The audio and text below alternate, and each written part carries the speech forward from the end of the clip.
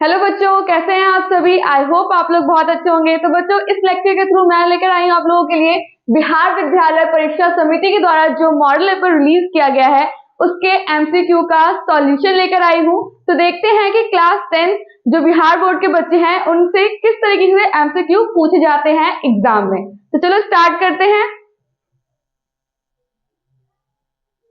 तो बच्चों, first question आपसे पूछा गया है, द्वितीय क्षेत्र की गतिविधियों में निम्नलिखित में से किसे शामिल करते हैं। द्वितीय क्षेत्र यानी कि जो आपका सेकंड सेक्टर होता है।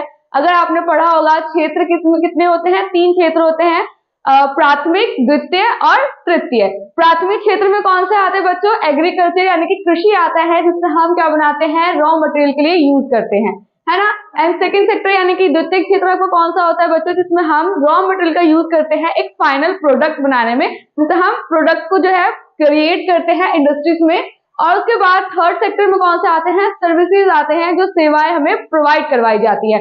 यानी कि जो प्रोडक्ट हमने बनाया है उसके मार्केट तक पहुंचाने के लिए किसकी आवश्यकता होती है, ट्रांसपोर्टेशन की जरूरत होती है, यानी कि परिवहन की जरूरत होती है, जिसका हम यूज करते हैं थर्ड सेक्टर में। लेकिन आपसे क्वेश्चन पूछा गया है सेकंड सेक्टर में, तो सेकंड सेक्टर में किन चीजों का यूज होता है।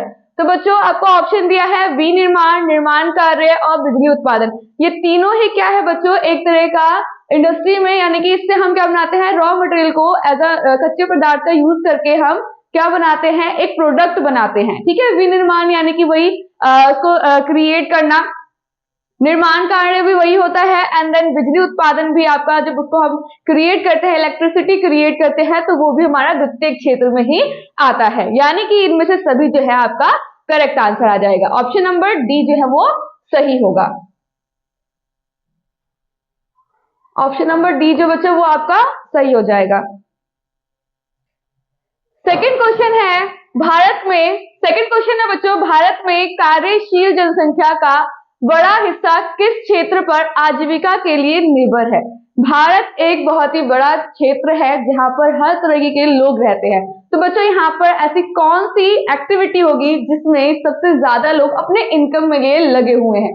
तो आपका है फर्स्ट सेक्टर यानी कि आपका प्राथमिक क्षेत्र, द्वितीय क्षेत्र या तृतीय क्षेत्र, या इनमें से कोई नहीं। तो बच्चों, भारत, अगर आपने सुना होगा, भारत क्या है, एक कृषि प्रधान देश है जहां पर एग्रीकल्चर सबसे ज्यादा होता है। तो बच्चों, एग्रीकल्चर जो है वो कौन से सेक्टर में आता है, वो आता है आपके फर्स्ट सेक्टर में, यानी कि इसका सही आंसर हो जाएगा प्राथमिक क्षेत्र। ठीक है बच्चों, यानी कि ऑप्शन नंबर ए जो है आपका बिल्कुल करेक्ट हो जाएगा। देन थर्ड क्वेश्चन पूछा है, ब्रूनलैंड आयोग का संबंध निम्नलिखित में से किससे है। जो ब्रूनलैंड आयोग है इसका संबंध बच्चों किससे दिया गया है, समावेशी विकास, आर्थिक विकास, या फिर जलवायु परिवर्तन या सतत विकास। जो बच्चों ब्रूनलैंड आयोग है इसका संबंध आपका डायरेक्ट होता है सतत विकास से, यानी कि एक जो मनुष्य होता है उसका एक होलिस्टिक डेवलपमेंट होना बहुत ही ज्यादा जरूरी माना जाता है। जब कोई मनुष्य होता है तो उसके हर एक क्षेत्र को जो है विकसित होना अनिवार्य होता है, तभी जो है पूरा डेवलपमेंट माना जाता है। तो इस आयोग का संबंध जो है आपका ऑप्शन नंबर डी यानी कि सतत विकास से हो जाएगा। फिर नेक्स्ट है बच्चों, आर्थिक नियोजन हेतु राज्य सरकारों से तालमेल और सहयोग का वातावरण बनाने के लिए किस संस्था का गठन किया गया है। योजना आयोग, नीति आयोग, राष्ट्रीय विकास परिषद या फिर भारतीय रिजर्व बैंक। क्वेश्चन बच्चों फिर से देखिए, जो आर्थिक नियोजन होता है उसके लिए राज्य सरकार से तालमेल और सहयोग के वातावरण बनाने के लिए, वातावरण क्रिएट करने के लिए कौन सी संस्था का गठन किया गया है, तो वो होगा राष्ट्रीय विकास परिषद। तो आपका ऑप्शन नंबर सी जो है वो बिल्कुल करेक्ट हो जाएगा। नेक्स्ट है, भारत के प्राथमिक राष्ट्रीय मानव विकास रिपोर्ट के अनुसार निम्नलिखित में से किसे उपभोक्ता व्यय क्षमता में वृद्धि हुई। तो बच्चों, इसका वो बताना है हमें कि प्रथम राष्ट्रीय जो मानव विकास रिपोर्ट जो क्रिएट किया गया था उसमें क्या बताया गया, वहां कौन से क्षेत्र में सबसे ज्यादा वृद्धि है उनको देखने को मिली, इनकम सेक्टर में, ग्रामीण जनता की, नगरीय जनता की, किसान की, या इनमें से कोई नहीं। तो बच्चों, जो रिपोर्ट तैयार किया गया था राष्ट्रीय मानव विकास के द्वारा, तो उसका सही आंसर होगा, इसमें आ जाएगा आपका नगरीय जनता, यानी कि ऑप्शन नंबर बी, यानी ऑप्शन नंबर बी जो आपका बिल्कुल सही होगा। नेक्स्ट है, इनमें से कौन कृषि आधारित उद्योग का मतलब उदाहरण है। ठीक है, यानी कि जो फर्स्ट सेक्टर है बच्चों जो कृषि आधारित होता है उसमें कौन कौन से जो है इंडस्ट्रीज आपको देखने को मिलती है, चीनी उद्योग, सूती वस्त्र उद्योग, खाद्य प्रक्रम उद्योग और इनमें से कोई नहीं। मतलब जो कृषि आधारित उद्योग है यानी कि कृषि से संबंधित जो पदार्थ होगा, जो रॉ मटेरियल होगा वो कृषि से आएगा, ठीक है। तो वो कौन सी इंडस्ट्रीज है? तो ये सारी इंडस्ट्रीज बच्चों किस चीज पर डिपेंड है? एग्रीकल्चर पर डिपेंड है, ठीक है। यानी कि जैसे चीनी का है तो चीनी किससे बनेगा? गन्ना से बनेगा। गन्ना कैसे होगा? एग्रीकल्चर से होगा, है ना। ऐसे सूती वस्त्र भी और खाद्य प्रक्रम उद्योग भी। तो यानी कि इनमें से सभी जो है आपका ऑप्शन नंबर डी वो करेक्ट होगा। नेक्स्ट है प्रोफेसर किम्स के अनुसार राष्ट्रीय आय में किसे शामिल करते हैं? राष्ट्रीय आय यानी कि जो नेशनल इनकम होता है उसमें क्या क्या चीजें शामिल की जाती है? उपभोग व्यय और विनियोग व्यय, यानी कि ए और बी दोनों या इनमें से कोई नहीं। तो बच्चों जो आपका नेशनल इनकम होता है इनमें उपभोग व्यय जो है और विनियोग व्यय, ये इन दोनों को ऐड किया जाता है तभी हमारे नेशनल इनकम के बारे में पता चलता है। तो यानी कि आपका ऑप्शन नंबर सी जो है बिल्कुल सही होगा, जिसका ऑप्शन है ए और बी दोनों। नेक्स्ट है शुद्ध राष्ट्रीय उत्पाद की गणना में किसे शामिल नहीं किया था? जब हम शुद्ध राष्ट्रीय उत्पाद में अकाउंटिंग करते हैं तो उसमें हम क्या चीज नहीं गिनते हैं? उत्पादित अंतिम वस्तुओं का मूल्य, उत्पादित अंतिम सेवाओं का मूल्य या कच्चे माल की कीमत या इनमें से सभी। तो बच्चों जो शुद्ध राष्ट्रीय उत्पाद जब की गणना की जाती है तो उसमें हम क्या चीज शामिल नहीं करते? कच्चे माल की कीमत को हम शामिल नहीं करते हैं। ऑप्शन नंबर सी आपका बच्चों करेक्ट होगा। इनमें से कौन वाणिज्यिक बैंक नहीं है? वाणिज्यिक बैंक जो है वो नहीं है, कमर्शियल बैंक नहीं है आपकी, वो कौन सी है? भारतीय reserve bank, state bank of India, Punjab national bank या सेंट्रल बैंक ऑफ इंडिया। तो बच्चों जो आपका कमर्शियल बैंक नहीं है वो है आपका भारतीय रिजर्व बैंक, यानी कि आपका ऑप्शन नंबर ए जो है वो सही होगा। नेक्स्ट है बच्चों इनमें से किस संसाधन का पारिश्रमिक ब्याज है? किस संसाधन का जो है पारिश्रमिक ब्याज है वो क्या है? भूमि, श्रम, पूंजी या उद्यमी। तो बच्चों पारिश्रमिक ब्याज जो है वो कौन सा है? वो आपका है पूंजी, ऑप्शन नंबर सी। नेक्स्ट है केंद्रीय सहकारी बैंक। सहकारी बैंक की बात की गई है, किस स्तर पर कार्य करती है बच्चों? ये बैंक जो है ग्राम स्तर पर, जिला स्तर पर या राज्य स्तर पर या राष्ट्रीय स्तर पर? तो बच्चों केंद्रीय सहकारी बैंक जो है वो आपकी कार्य करती है जिला स्तर पर, यानी कि ऑप्शन नंबर बी। फिर है बच्चों मैजनी जो है उसका संबंध किस चीज से बताया गया? कौन से दल से इसका संबंध है? Carbonari, young Italy, young Europe, इनमें से सभी। तो बच्चों जो मैजनी है इसका संबंध आप देखेंगे कार्बोनारी, यानी कि आपका ऑप्शन नंबर ए करेक्ट होगा। फिर है जो कार्लसबाद है उसके आदेश किसने जारी किए? ठीक है, इनके जो भी फिलॉसफी थी वो किसके द्वारा जारी किए गए? बिस्मार्क, लेनिन, हिगल या फिर मैटरनिरव। तो बच्चों जो कार्लसबाद के जो भी आदेश थे उनको लागू किया गया था मैटरनिरव ने, यानी कि ऑप्शन नंबर डी। फिर है बच्चों जो साम्यवादी शासन होता है उसकी पहली बार कहां पर अपनाया गया? साम्यवादी शासन को सबसे पहले कहां पर अपनाया गया? रूस, फ्रांस, चीन या इंग्लैंड? तो बच्चों जो साम्यवादी शासन है सबसे पहले से रूस में अपनाया गया, ऑप्शन नंबर ए। नेक्स्ट है रूस की जो मार्च की क्रांति थी बच्चों, इसके बाद जो है कहां किसके नेतृत्व में सरकार बनी? ठीक है, रूस की मार्च क्रांति के बाद वहां किसके नेतृत्व में सरकार की स्थापना की गई? लेनिन, केरेंस्की, स्टालिन या फिर ट्रॉट्स्की? तो बच्चों इसका सही आंसर हो जाएगा आपको ऑप्शन नंबर बी, केरेंस्की के द्वारा जो है मार्च जो आपका रेवोल्यूशन हुआ था उसके बाद इसकी जो स्थापना की गई थी। फिर चेका जो है वो कौन सा संगठन है? कौन से संगठन से संबंधित है? ये गुप्त पुलिस संगठन से या कारोबारियों का संगठन, क्रांतिकारियों का संगठन या छात्रों का संगठन? तो बच्चों चेका जो संगठन है वो आपका संबंध रखता है गुप्त पुलिस संगठन से, यानी कि ऑप्शन नंबर ए। फिर है प्रथम यूटोपियन समाजवादी कौन थे? तो सेंट साइमन, चार्ल्स फॉरियर या रॉबर्ट ओवन या लुई ब्लांक? तो बच्चों जो आपके प्रथम यूटोपियन समाजवादी थे वो थे आपके सेंट साइमन, यानी ऑप्शन नंबर ए सही होगा। नेक्स्ट है माओदाई की सरकार निम्न में से किसका समर्थन प्राप्त था? माओदाई की जो सरकार थी तो कहां पर जो है इसका समर्थन दिया गया था, कहां पर इसको सपोर्ट मिला था? अमेरिका, फ्रांस, रूस या इंग्लैंड? तो बच्चों जो बाओदाई का जो सरकार था वो आपका किसका समर्थन प्राप्त था? तो वहां पे होगा इंग्लैंड, यानी कि ऑप्शन नंबर डी करेक्ट हो जाएगा। नेक्स्ट है जेनेवा समझौता के क्रियान्वयन की देखभाल के लिए बने अंतरराष्ट्रीय आयोग का सदस्य राष्ट्र निम्नलिखित में से कौन सा नहीं है? जेनेवा का समझौता हुआ था उसके क्रियान्वयन में कौन सा देश इसमें से कौन सा राष्ट्र जो है उसका सदस्य नहीं था? भारत, चीन, कनाडा, पोलैंड। तो बच्चों इसका सही आंसर हो जाएगा चीन, ऑप्शन नंबर बी। नेक्स्ट है जो स्वराज का लक्ष्य है बच्चों वो कौन से कांग्रेस अधिवेशन में प्रस्तावित किया गया था, बताया गया था? ठीक है, जो स्वराज यानी कि इसका क्या ऑब्जेक्टिव है, हमें स्वराज क्यों चाहिए? तो इसके जो ऑब्जेक्टिव्स हैं ये कहां पर कांग्रेस के कौन से अधिवेशन में प्रस्तावित किया गया बच्चों? नागपुर अधिवेशन, पूना अधिवेशन, मद्रास अधिवेशन या लाहौर अधिवेशन? तो बच्चों सही आंसर होगा ऑप्शन नंबर डी, लाहौर अधिवेशन में जो है स्वराज के ऑब्जेक्टिव को प्रस्तावित किया गया था। ऑप्शन नंबर डी जो है वो करेक्ट होगा। फिर है तीन कठिया व्यवस्था समाप्त करने की सिफारिश किसने की? तीन कठिया व्यवस्था को जो समाप्त, तो ऑप्शन है बच्चों आपके चंपारण एग्रियन समिति के द्वारा, लैंड होल्डर सोसाइटी के द्वारा, इंडियन एसोसिएशन के द्वारा या मद्रास महाजन सभा के द्वारा? तो बच्चों इसका सही आंसर हो जाएगा चंपारण एग्रियन समिति के द्वारा जो है तीन कठिया व्यवस्था समाप्त करने की सिफारिश की थी।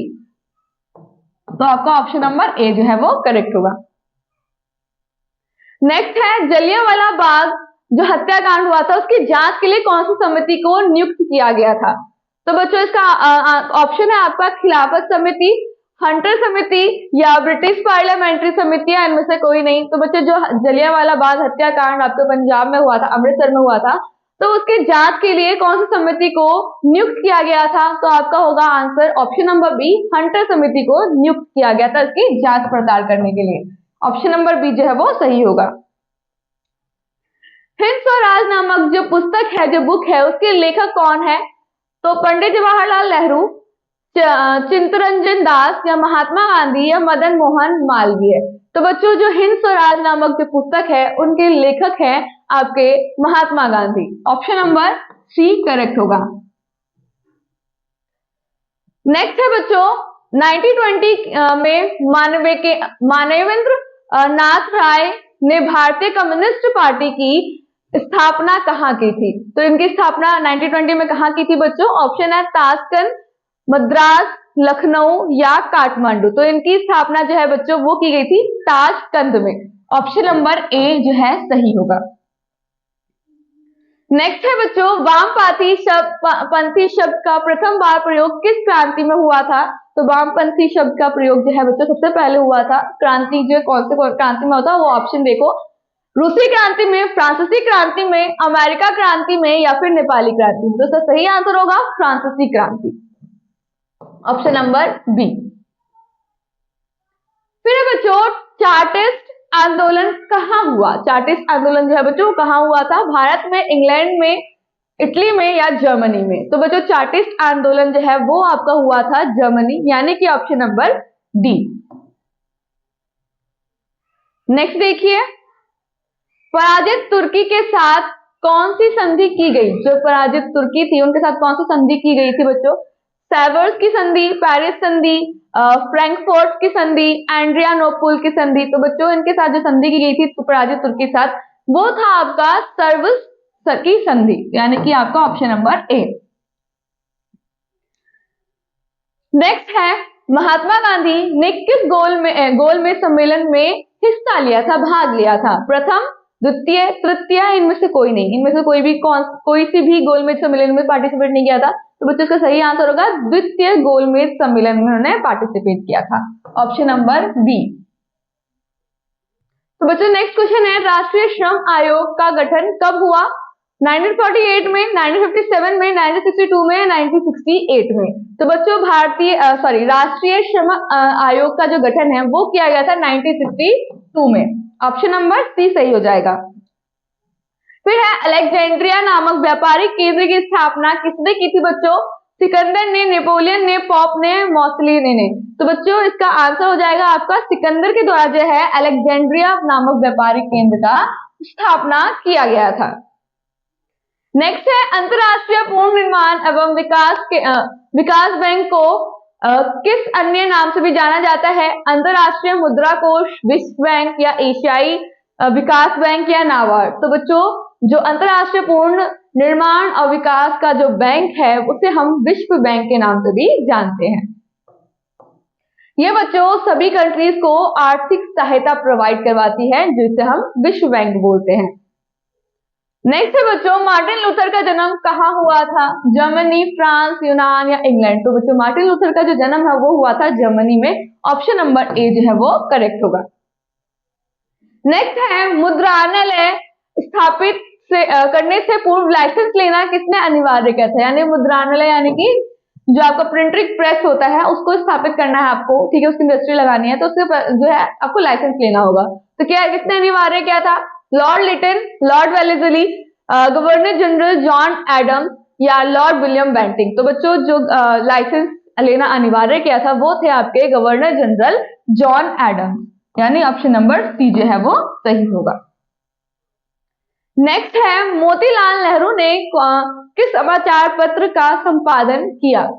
Independence, Hindustan time, Young India, Bengal gazette. तो बच्चों मोतीलाल नेहरू के द्वारा जो समाचार पत्र संपादित किया गया था वो था independence, option number A. Next है मैसूर का शासक टीपू सुल्तान किस क्रांति से प्रभावित था?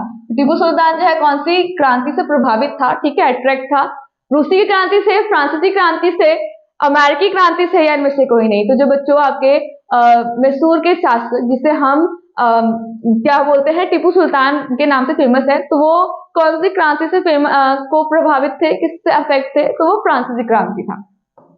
ऑप्शन नंबर जो है बी वो सही होगा। तो बच्चों लास्ट क्वेश्चन है आपका कि प्रोटेस्टेंट धर्म सुधार की शुरुआत का श्रेय किसे दिया जाता है? रूसो, मार्टिन लूथर या गुटेनबर्ग या अरस्तु। तो बच्चों प्रोटेस्टेंट धर्म का जो सुधार है उसका श्रेय जो दिया जाता है वो दिया जाता है मार्टिन लूथर को। तो बच्चों इस लेक्चर के थ्रू मैंने 40 क्वेश्चंस करवाए हैं एमसीक्यू के। वैसे आपके 80 क्वेश्चंस आते हैं, उसे हम सब पार्ट्स में करेंगे। ये पार्ट 1 था जिसे हमने 1 से लेके 40 तक जितने भी क्वेश्चंस हैं आपके एमसीक्यूज के रूप में जो पूछे जाते हैं आपके क्लास 10 के बिहार बोर्ड के अंदर, तो उसे हमने मॉडल सैंपल पेपर के अकॉर्डिंग सॉल्व किया है, सॉल्यूशन दिया है। आई होप आप लोगों को समझ में आया होगा, इंटरेस्टिंग लगा होगा। तो बच्चों इसी के साथ हमारे नेक्स्ट वीडियो के लिए बने रहिए। उसमें हम पार्ट 2 में यानी कि 41 से 80 तक जितने भी क्वेश्चंस हैं, जितने भी एमसीक्यूज हैं, उसको मैं सॉल्व करके लेकर आऊंगी और आपको समझाऊंगी। तो thank you for watching, bye bye. तो बच्चों इसका 41 क्वेश्चन क्या पूछ रहा है? आपसे पूछा गया है अन्नामलाई बाग अभयारण्य कहाँ स्थित है? जो अन्नामलाई बाग अभयारण्य है इट्स मीन जो टाइगर प्रोजेक्ट था जिसमें हमें क्या करना है, बाघ को क्या करना है, संरक्षित करना है, उनके लिए कुछ पार्क बनाए गए हैं। ये जो पार्क है जिसका नाम है आपका अन्नामलाई बाग अभयारण्य, ये जो है बच्चों वो कहाँ पर स्थित है, कौन से स्टेट में जो है ये पार्क जो है बनाया गया है? ओके, तो ऑप्शन है आपका तमिलनाडु, दूसरा है केरल, फिर आंध्र प्रदेश और असम। तो बच्चों जो अन्नामलाई बाग अभयारण्य है वो आपका स्थित है तमिलनाडु में, यानी ऑप्शन नंबर 1 इसमें आपका सही होगा। नेक्स्ट क्वेश्चन देखते हैं बच्चों। नेक्स्ट क्वेश्चन पूछा गया आपके मॉडर्न सैंपल पेपर में कि निम्नलिखित में से किसमें जीवाश्म होते हैं? जीवाश्म जो है कौन से आपके निम्नलिखित में से कौन से आपके जो टॉपिक्स हैं इसमें जीवाश्म होते हैं? जीवाश्म में बनकर जो है वो आपका रिसोर्स बनता है, ठीक है, आपका जो खनिज पदार्थ बनता है, ग्रेफाइट, लोहा, कोयला या अब्रक। तो बच्चों जो जीवाश्म होता है उससे कौन सा निर्मित पदार्थ होता है? वो होता है कोयला, ठीक है। ये क्या है आपका एनर्जी रिसोर्सेज है, इससे आपको क्या मिलता है? कोयला मिलता है। जीवाश्म यानी कि वो जीवाश्म जैसे कि जो पेड़ पौधे होते हैं, जीव जंतु होते हैं, जो मर जाते हैं तो वो मिट्टी में गलकर क्या हो जाता है, उसमें मिक्सअप हो जाते हैं और उससे क्या बनता है? आपका कोयला बनता है। तो जीवाश्म जो है वो क्या है? आपका कोयला। इसमें से निम्नलिखित में से किसमें जीवाश्म होते हैं? तो वो क्या होता है? कोयला होता है। तो आपका ऑप्शन नंबर सी जो होगा वो बिल्कुल सही हो जाएगा। तो नेक्स्ट है आपका तांबा खनन से कौन सा स्थान संबंधित है? कहां पर बच्चों तांबा का खनन किया जाता है? जो तांबा जो माइनिंग होती है उसमें तांबा निकलता है, वो कौन सा स्थान है, जगह कौन सा है वो? पहला है मयूरगंज, या आपका कोलार या खेतरी या फिर कुर्नल। तो बच्चों जो तांबा खनन है, जहां पर तांबा का माइनिंग किया जाता है, माइन किया जाता है, तो वो है आपका जगह खेतरी, जो कि कहाँ स्थित है बच्चों, वो स्थित है आपका राजस्थान में। तो स्टेट कौन सा हो गया आपका राजस्थान, और जगह कौन सा हो गया खेतड़ी। ठीक है, नेक्स्ट देखते हैं। तो बच्चों नेक्स्ट है आपका गोंडवाना कोयला क्षेत्र। जो गोंडवाना कोयला क्षेत्र है बच्चों, वो किस नदी घाटी पर पाया जाता है। ठीक है, ये जो कोयला क्षेत्र है गोंडवाना कोयला क्षेत्र, वो कौन सी नदी घाटी पर पाया जाता है, ये पूछा गया है क्वेश्चन में। तो बच्चों आपको ऑप्शन दे रखा है दामोदर घाटी, नेक्स्ट है सोन घाटी, फिर है आपका ऑप्शन नंबर सी गोदावरी घाटी, या इनमें से कोई नहीं। तो बच्चों जो गोंडवाना कोयला क्षेत्र है आपका, ये सभी, ये जितने भी आपको नाम बता रखे हैं, ये जो नदी की घाटी है, ये सभी क्षेत्रों में क्या पाया जाता है, गोंडवाना कोयला क्षेत्र आपको देखने को मिलता है। तो इसमें से क्या हो जाएगी, तीनों जो है आपका राइट ऑप्शन है, तो यानी कि इनमें से सभी, ये जितने भी नदी के घाटी के क्षेत्र है बच्चों, यहाँ सभी पे आपको गोंडवाना कोयला क्षेत्र देखने को मिलता है। फिर नेक्स्ट है बच्चों, निम्नलिखित में से कौन सा नकदी फसल कहलाता है। नकदी इट मीन्स ऐसा कौन सा फसल है, ऐसा क्रॉप, कौन सा क्रॉप है जिससे हमें क्या मिलता है, बेनिफिट मिलता है। ठीक है, कमर्शियल यूज के लिए हम करते हैं, तो वो कौन सा क्रॉप है। ऑप्शन दे रखा है गन्ना, नेक्स्ट है रबर, फिर है मूंगफली, फिर है इनमें से कोई नहीं। तो बच्चों नकदी फसल जैसे मैंने बताया, वो कौन सा क्रॉप है, कमर्शियल क्रॉप है, जिसे हम क्यों यूज करते हैं, किस लिए उगाते हैं, ताकि उनसे हमें क्या मिले, बेनिफिट मिले, इससे हम मार्केट के लिए यूज करते हैं। तो ये जो तीनों चीजें हैं, तीनों जो फसलें हैं, क्रॉप है आपका, किसके लिए यूज होता है, नगद के लिए होता है। इट मींस ये क्या है, नगदी फसल है। ठीक है, तो इनमें से आपका सभी जो है वो सही आंसर हो जाएगा, ऑप्शन नंबर डी। फिर है बच्चों, भारत में पहली चीनी मिल किसके द्वारा शुरू की गई थी। तो बच्चों भारत में पहली जो चीनी मिल है, वो किसके द्वारा शुरू की गई थी, पुर्तगाली के द्वारा, फ्रांसीसियों के द्वारा, ब्रिटिश के द्वारा, या फिर डच के द्वारा। तो बच्चों जो पहली चीनी मिल है आपकी, वो स्थापित की गई थी उत्तर प्रदेश में, जिसे जो है किसने स्थापित किया था, ब्रिटिशर्स ने किया था। तो यानी कि आपको ऑप्शन नंबर सी सही हो जाएगा। वो जगह कहाँ है, यूपी में सबसे पहले जो है चीनी मिल जो है स्थापित की गई थी। नेक्स्ट है बच्चों, इनमें से कौन सा आकस्मिक प्रबंधन, यानी कि जो इमरजेंसी होता है, क्वेश्चन है आपका, इनमें से कौन आकस्मिक प्रबंधन, यानी कि इमरजेंसी, जो आपकी इमरजेंसी होती है, उसके लिए कौन मैनेजमेंट करता है। ठीक है, तो बच्चों मैनेजमेंट कौन करता है, कौन सा घटक है उसका, स्थानीय प्रशासन करती है, स्वयंसेवी संगठन करती है, या स्थानीय लोग करते हैं, या इनमें से सभी। ठीक है, इन तीनों जो ऑप्शन दे रखा है ये सारे। तो बच्चों जो इमरजेंसी मैनेजमेंट होता है, उसके लिए ये सारे जो संगठन है, ये सारे जो ऑर्गेनाइजेशन है, सभी जो है हेल्प करते हैं। सारे इसके क्या है, कंपोनेंट है, घटक है। ठीक है, तो स्थानीय प्रशासन, स्वयंसेवी प्रबंधक और स्थानीय लोग, तो इनमें से सभी जो है बिल्कुल सही हो जाएगा। ठीक है बच्चों, नेक्स्ट है सरदार सरोवर कृत्रिम जलाशय किस नदी पर निर्मित किया गया है। कृत्रिम मतलब यानी कि नेचुरली नहीं है, ये ह्यूमन बीइंग्स द्वारा ह्यूमन मेड है। ठीक है, तो सरदार सरोवर कृत्रिम जलाशय जो है किस नदी पर निर्मित किया गया है। तो ऑप्शन है कृष्णा, नर्मदा, दामोदर या ब्रह्मपुत्र। तो बच्चों जो सरदार सरोवर जो आपके कृत्रिम जलाशय है, उसे जो है कौन सी नदी पर निर्मित किया गया है, नर्मदा नदी पर किया गया है। ठीक है, यानी कि आपका ऑप्शन नंबर जो बी होगा वो बिल्कुल सही हो जाएगा। ठीक है, जिसे हम क्या बोलते हैं, नर्मदा कृत्रिम जलाशय के नाम से भी हम जानते हैं, जो कि नाम बताया गया है सरदार सरोवर। ठीक है बच्चों, तो ऑप्शन जो है आपका ऑप्शन नंबर 20 में सही होगा। फिर नेक्स्ट वन है आपका, निम्नलिखित में से कौन मानव जनित आपदा है। मानव जनित यानी कि वो कौन सी आपदा है, वो कौन सी मुसीबत है बच्चों, जो मानव के द्वारा निर्मित किया जाता है, यानी कि ह्यूमन बीइंग के द्वारा निर्मित किया जाता है। तो आपका ऑप्शन है सांप्रदायिक दंगे, यानी कि धर्म पर आधारित जो लड़ाई होती है वो, या फिर बाढ़, या भूस्खलन, या सुनामी। तो बच्चों कौन सी चीजें हैं जो मानव जनित यानी मानव के द्वारा निर्मित की गई है, जो आपकी आपदा है, तो वो कौन सा होगा, वो होगा आपका सांप्रदायिक दंगे। यानी कि जो मनुष्य होते हैं वो क्या करते हैं, जो लोग होते हैं वो आपस में किस चीज से रिलेटेड लड़ाई करते हैं, धर्म से आधारित जो लड़ाइयां करते हैं, वो आपका क्या हो जाता है, सांप्रदायिक दंगे होते हैं, जो कि क्या है आपका एक मानव जनित आपदा कहलाती है। ऑप्शन नंबर ए जो हो जाएगा वो आपका सही हो जाएगा। ठीक है बच्चों, तो नेक्स्ट है भूकंप संभावित जो क्षेत्र होते हैं, जो क्षेत्र पहले से बता दिया जाता है कि ये जो क्षेत्र है वो क्या है, यहाँ पर सबसे ज्यादा भूकंप आते हैं। तो वहां के जो घर होते हैं उनकी जो आकृति होती है, जिनकी जो शेप होता है वो कौन से शेप का होता है, कैसी बनानी चाहिए, अंडाकार, आयताकार, त्रिभुजाकार या फिर वृत्ताकार। तो बच्चों जो भूकंप संभावित क्षेत्र होते हैं वो क्षेत्र अपने आप में कौन सा आकार का होता है, अंडाकार का होता है, ठीक है। तो वहां पर उस क्षेत्र को बचाने के लिए भूकंप से इतना क्या ना हो, गड़बड़ी ना हो वहां पर, तो क्या करना चाहिए, वहां पर जो आकृति है भवनों की वो कैसी होनी चाहिए, वो होनी चाहिए आयताकार की, ताकि जो भवन हो वो क्या करे, स्थिर रह सके, ठीक है। और आयताकार या त्रिकोणीय जो होती है उस आकृति के घर जो वहां पर बनाए जाते हैं मोस्टली। तो ऑप्शन नंबर बी जो है वो सही होगा। फिर बच्चों नेक्स्ट है कांडला विशेष आर्थिक क्षेत्र कहाँ स्थित है।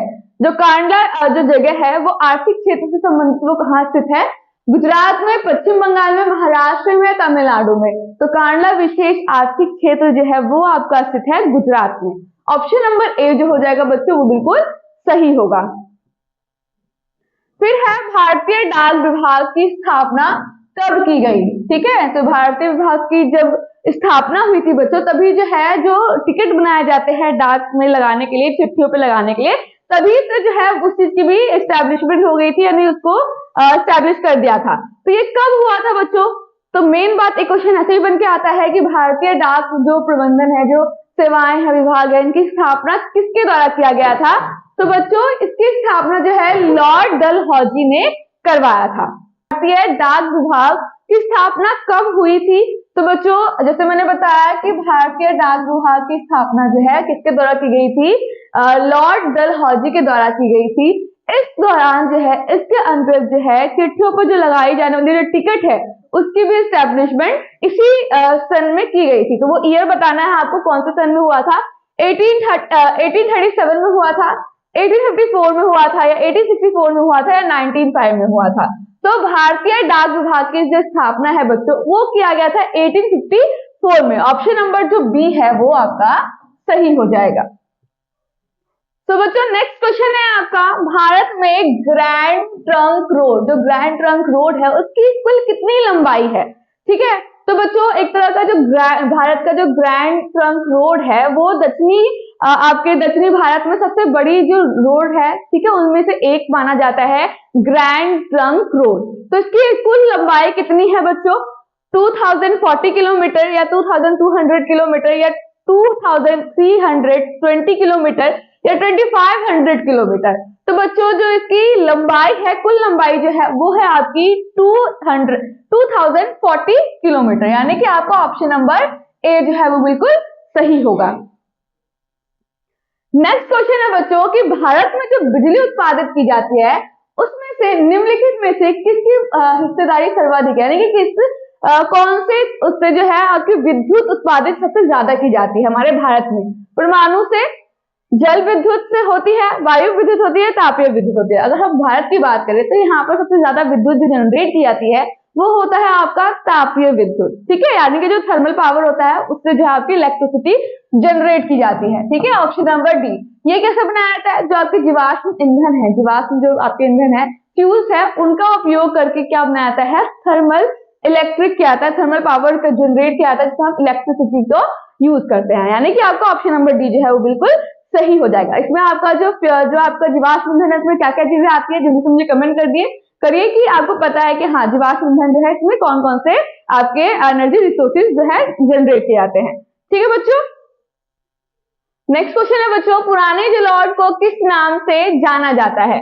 तो बच्चों जो आपका जलोढ़ मृदा है, ये मृदा है बच्चों, उसको हम दो भागों में बांटते हैं, एक ओल्ड और एक न्यू, ठीक है, यानी कि पुराना और नया, ठीक है। तो बच्चों क्वेश्चन पूछा गया आपका कि जो ओल्ड जलोढ़ मृदा है, यानी कि जो पुरानी जलोढ़ मृदा है, उसे हम कौन से नाम से जानते हैं, ठीक है। तो ऑप्शन देखो, खादर, बांगर, रेगूर या फिर लेटराइट। तो बच्चों आपका जो पुराना जलोढ़ मृदा है उसे हम बोलते हैं बांगर, यानी ऑप्शन नंबर बी जो है आपका वो सही होगा। तो पुराने का तो हमने बांगर बोल दिया, ठीक है, लेकिन जो आपका नया जलोढ़ मृदा है उसे हम क्या बोलते हैं, तो उसे हम बोलते हैं बच्चों खादर, ठीक है, तो आपका खादर क्या हो जाएगा, इसमें नया जलौढ़ मृदा हो जाएगा। तो इसमें आपका पुराना पूछा है तो इट मींस क्या होगा, आपका ऑप्शन नंबर बी बांगर जलौढ़ मृदा जो है वो सही हो जाएगा। नेक्स्ट है बच्चों, भारत में तांबा गलाने का सबसे पहला जो कारखाना है वो कहाँ स्थित किया गया था? ठीक है, खेतरी, घाटशिला, तुतीकोरन या झरिया। तो बच्चों जो तांबा गलाने का जो क्या है कारखाना है पहला, वो कहाँ स्थित किया गया था? वो स्थित किया गया था घाटशिला में। ऑप्शन नंबर जो बी है वो आपका वो करेक्ट होगा। तो नेक्स्ट है आपका, काजू की खेती के लिए कौन सी मृदा उपयुक्त है? जब हम काजू की खेती करते हैं बच्चों, उसके लिए जो है आपका कौन सा सॉइल जो है बिल्कुल परफेक्ट है इसके उत्पादन के लिए? जलौढ़, लैटराइट, रेगुर या पर्वतीय मृदा। तो काजू की खेती के लिए बच्चों वो कौन सी मृदा है जो उपयुक्त है? वो होता है आपका लैटराइट मृदा। ठीक है, यानी कि जो आपका लैटराइट सॉइल है वो उपयुक्त माना जाता है काजू की खेती के लिए। नेक्स्ट है प्रसिद्ध सिंदरी उर्वरक संयंत्र। प्रसिद्ध सिंदरी संयंत्र जो है आपका उर्वरक संयंत्र वो कहाँ स्थित है? बिहार में, मध्य प्रदेश में, झारखंड में या उत्तर प्रदेश में। तो प्रसिद्ध सिंदरी उर्वरक संयंत्र जो है बच्चों वो आपके स्थापित है झारखंड में। ऑप्शन नंबर जो सी है बच्चों वो बिल्कुल सही होगा। नेक्स्ट है भद्रावती इस्पात कारखाने में लौह अयस्क कहाँ से प्राप्त होता है? तो भद्रावती इस्पात कारखाने में जो लौह अयस्क है बच्चों वो कहाँ से लिया जाता है? बेलाडीला से या फिर किरीबुरु या फिर बाबा बुदन की पहाड़ियां या फिर बादाम पहाड़। तो बच्चों जो भद्रावती इस्पात के कारखाने में जो लौह अयस्क प्राप्त किए जाते हैं वो मंगाए जाते हैं आपके बाबा बुदन की पहाड़ियां, जो कि आपकी स्थित है कर्नाटक में। कहाँ स्थित है बच्चों? ये है आपके कर्नाटक में स्थित। तो ऑप्शन नंबर सी जो होगा बिल्कुल सही होगा। फिर है इनमें से कौन भूक्षरण का कारण है? भूक्षरण का मतलब होता है बच्चों जो मृदा की सबसे ऊपरी परत होती है, जो उर्वरकता होती है जिसमें, उसके हटना। ठीक है, जिसे हम बोलते हैं सॉइल इरोजन बोलते हैं, तो इसे हम हिंदी में भूक्षरण बोलते हैं। ठीक है, तो इसका मुख्य कारण क्या है? ऑप्शन नंबर ए तीव्र वर्षा, या ऑप्शन नंबर 2 जो है आपका वनों की कटाई, या फिर खनन गतिविधियां, या इनमें से कोई नहीं, इनमें से सभी। तो बच्चों जब भूक्षरण होता है उसका मेन कारण ये सभी चीजें हैं। ठीक है, अगर सबसे ज्यादा बारिश हो जाती है तो ऊपर की जो परत होती है पानी के साथ बह जाती है। और आपका वनों की कटाई, अगर हम ज्यादा से ज्यादा पेड़ काटेंगे, डिफॉरेस्टेशन करेंगे, तो उससे भी क्या होता है, ऊपर की जो परत होती है जहां पर क्या पाया जाता है, उर्वरकता पाई जाती है, वो भी जो है हट जाती है। नेक्स्ट है खनन गतिविधियां। खनन कब करते हैं? जब खुदाई करते हैं पूरे मृदा की, तो उससे क्या होता है, ये गतिविधियां भी क्या है हमारे भूक्षरण का कारण माना जाता है। ये सारी जो चीजें हैं बच्चों, ये सारे क्या होंगे, मेन रीजन होंगे, मेन कॉजेज होंगे। तो आपका ऑप्शन नंबर डी जो है वो सही हो जाएगा, इनमें से सभी। नेक्स्ट है मेनाजाइड। मेनाजाइड जो है किस राज्य में प्रचुरता से पाई जाती है?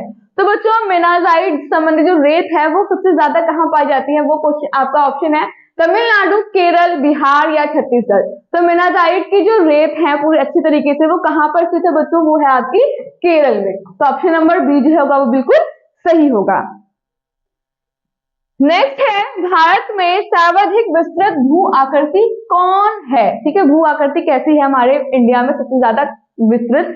ऑप्शन नंबर ए है आपका पर्वत, पठार, मैदान या पहाड़ियां। तो भू आकृति अगर हम भारत में देखें सबसे ज्यादा हमें क्या पाई जाती है? मैदान पाए जाते हैं। ठीक है, गंगा ब्रह्मपुत्र संबंधी जो मैदान है वो साइड जो है वो ज्यादा विस्तृत है। ठीक है, तो आपका भू आकृति कौन सी विस्तृत है? वो है होगी आपकी मैदान। ऑप्शन नंबर सी सही होगा। फिर है बिहार में अति जल दोहन। बिहार में जो अति जल दोहन, जो आपके भूमिगत जो जल का स्तर होता है उसमें जब कमी आ गई है, ठीक है, उससे किस तत्व का संकेंद्रण बढ़ा है? इससे कौन से संकेंद्रण बढ़े हैं? क्लोराइड के, आर्सेनिक के या फिर लौह के, या इनमें से सभी। तो बच्चों जब भूमिगत जो पानी है उसका स्तर कमी के कारण कौन सी चीज का संकेंद्रण बढ़ा है? तो वो होगा आपका आर्सेनिक। तो ऑप्शन नंबर बी जो है वो सही हो जाएगा। ये क्या है? बहुत ही विषैला पदार्थ है। ठीक है, तो आपका ऑप्शन नंबर बी जो है वो बिल्कुल सही होगा। नेक्स्ट है कांवर झील जो है कहाँ स्थित है? कांवर झील जो है बच्चों यहाँ पर सबसे ज्यादा मीठे पानी मिलते हैं यहाँ पर इस झील में, वो कहाँ स्थित है? बेगूसराय में, दरभंगा में, पूर्णिया में या किशनगंज में? तो ये स्थित है आपका बेगूसराय में। ऑप्शन नंबर ए जो है वो बिल्कुल करेक्ट होगा। फिर है बच्चों कि भारत में मैंग्रोव जो है मुख्यतः कहाँ पाया जाता है? अंडमान और निकोबार द्वीप समूह के तटीय भाग में, या सुंदरवन में, या पश्चिमी तटीय मैदान में, या पूर्वोत्तर राज्य में? तो भी जो मैंग्रोव जो है आपकी पाई जाती है सबसे ज्यादा अगर आप देखेंगे तो वो है आपका पश्चिम बंगाल के सुंदरवन में। ठीक है, सुंदरवन जो है आपका सही आंसर होगा। अगर आप बात करते हैं कहाँ पाए जाते हैं, तो ये आपके अंडमान निकोबार द्वीप समूह के तटीय क्षेत्रों में पाए जाते हैं, लेकिन मुख्यतः कहाँ पर प्रसिद्ध है, कहाँ के प्रसिद्ध है? तो ये सुंदरवन में, जो कि आपको कहाँ स्थित है? बंगाल। ऑप्शन नंबर 20 में सही हो जाएगा। तो बच्चों नेक्स्ट है, किस खनिज के उद्योगों की जननी कहा जाता है? उद्योगों की जननी हम किसे कहते हैं? सोना को, तांबा को, मैग्नीज को, या लोह अयस्क को? तो बच्चों उद्योगों की जननी यानी जो आपकी इंडस्ट्री है वो सबसे ज्यादा किस पर डिपेंड है? तो वो किस पर डिपेंड है? लोह अयस्क पर डिपेंड है। तो आपके यानी कि ये किसे? लोह अयस्क को हम उद्योग की जननी के नाम से भी हम बोलते हैं, उसे पुकारते हैं। तो ऑप्शन नंबर डी जो है वो बिल्कुल सही होगा। नेक्स्ट है, पूर्वोत्तर रेलवे का मुख्यालय कहां पर स्थित है? पूर्वोत्तर यानी पूर्वी और उत्तर के जो रेलवे है उनका मुख्यालय कहां पर स्थित है?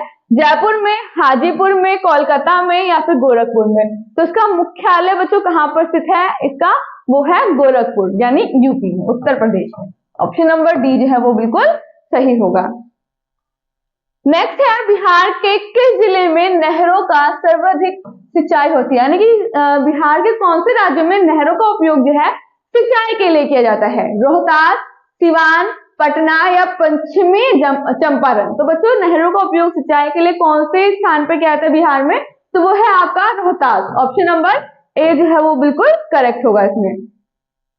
फिर है जो पंचायत समिति होती है बच्चों, उसका कार्यकाल, ठीक है, उसका जो कार्यकाल है वो क्या होता है? 2 वर्ष के लिए होता है, 3 वर्ष के लिए, 4 वर्ष के लिए, 5 वर्ष के लिए, या 7 वर्ष के लिए? तो बच्चों जो इनका कार्यकाल होता है, ठीक है, वो कार्यकाल कितने वर्ष के लिए होता है? वो होता है 5 वर्ष के लिए। ठीक है, अगर हम बात करें पंचायती समिति सबसे पहले कहाँ स्टार्ट हुई थी, ठीक है, स्टैब्लिश हुई थी, तो वो आपकी हुई थी राजस्थान में सबसे पहले। अब कब हुई थी? तो हुई थी 1992 में। ठीक है, एक क्वेश्चन ये भी बन के आता है कब हुई? तो 1992 में सबसे पहले कहाँ हुई? तो राजस्थान में। ये क्वेश्चन भी बच्चों आपको याद रखना है। ठीक है, और आपके अगर क्वेश्चन बन के आता है कि भारतीय संविधान के कौन से अमेंडमेंट यानी कौन से संशोधन से इसको लागू किया गया है, तो ये है आपका 73rd। ठीक है, पंचायती राज वाला जो है वो आपको कौन सा है? 73rd अमेंडमेंट से जोड़ा गया है हमारे संविधान में पंचायती राज व्यवस्था को। ठीक है, चलो ये क्वेश्चन क्या है, इसमें आपके 3 क्वेश्चन बन सकते थे, तो मैंने तीनों के आंसर आपको बता दिए हैं। तो नेक्स्ट है आपका कि जो नगर निकाय होते हैं उसका संबंध हमारे संवैधानिक संशोधन, ठीक है, हमारे जो कॉन्स्टिट्यूशनल जो अमेंडमेंट होते हैं वो कौन से अमेंडमेंट के थ्रू हमारे संविधान में जोड़ा गया है? इससे पहले मैंने बताया था पंचायती राज के बारे में। ठीक है, कौन से अमेंडमेंट में? 73rd वाला जो अमेंडमेंट हुआ था उसमें हमने पंचायती राज को हमारे संविधान के साथ जोड़ा। लेकिन इसे पूछा गया है नगर निकाय को, उसको हमने कौन से संशोधन के द्वारा संविधान में जोड़ा गया है? 72, 73 या 74? तो बच्चों जो नगर निगम वाला जो आपका पूरा कॉन्सेप्ट है उसे हमने हमारे द्वारा जो है हमारे संविधान में जोड़ा गया है संशोधन से, वो है आपका 74वें यानी कि 74। ऑप्शन नंबर डी जो है वो आपका करेक्ट होगा। लेकिन इसकी एस्टैब्लिशमेंट भी कब हुई थी? 1992 में ही हुई थी। ठीक है बच्चों, तो नेक्स्ट है आपका कि समवर्ती सूची पर किसे कानून बनाने का अधिकार होता है? ठीक है, 3 लिस्ट होते हैं ना, यूनियन, स्टेट और आपका कॉन्करेंट। तो जो आपको समवर्ती सूची होता है बच्चों, उसमें कौन से लेवल के गवर्नमेंट को उस पर कानून लॉ बनाने का अधिकार होता है, राइट होता है? तो राज्य सरकार होती है, केंद्र सरकार होती है, दोनों होती है, या स्थानीय सरकार होती है? तो बच्चों जो यूनियन वाला होता है उसमें तो होती है केंद्र सरकार के पास। स्टेट लेवल का जो लिस्ट होता है उसको होता है स्टेट यानी राज्य का। लेकिन जो कॉन्करेंट लिस्ट होती है यानी समवर्ती सूची होती है उसमें अधिकार दोनों के पास होता है, राज्य के पास भी और केंद्र के पास भी। इसलिए ये दोनों हो जाएगा। ऑप्शन नंबर सी जो है आपका बिल्कुल करेक्ट होगा।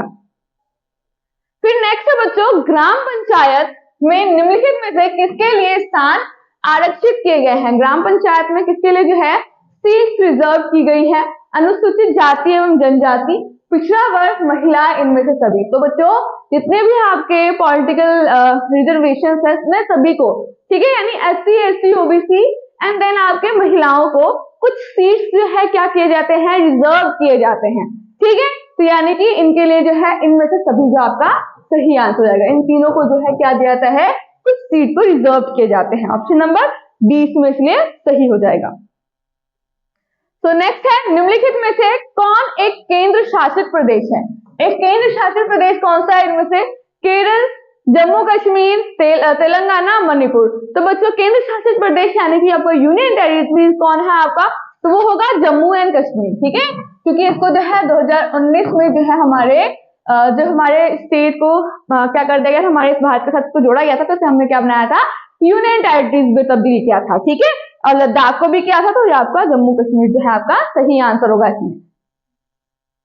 नेक्स्ट है, पंचायत समिति का जो प्रधान होता है बच्चों वो कौन होता है?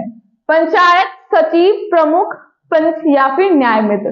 तो बच्चों जो पंचायत समिति होते हैं उनके प्रधान कौन होते हैं? वो होते हैं आपके प्रमुख। ऑप्शन नंबर जो बी है वो आपका सही होगा।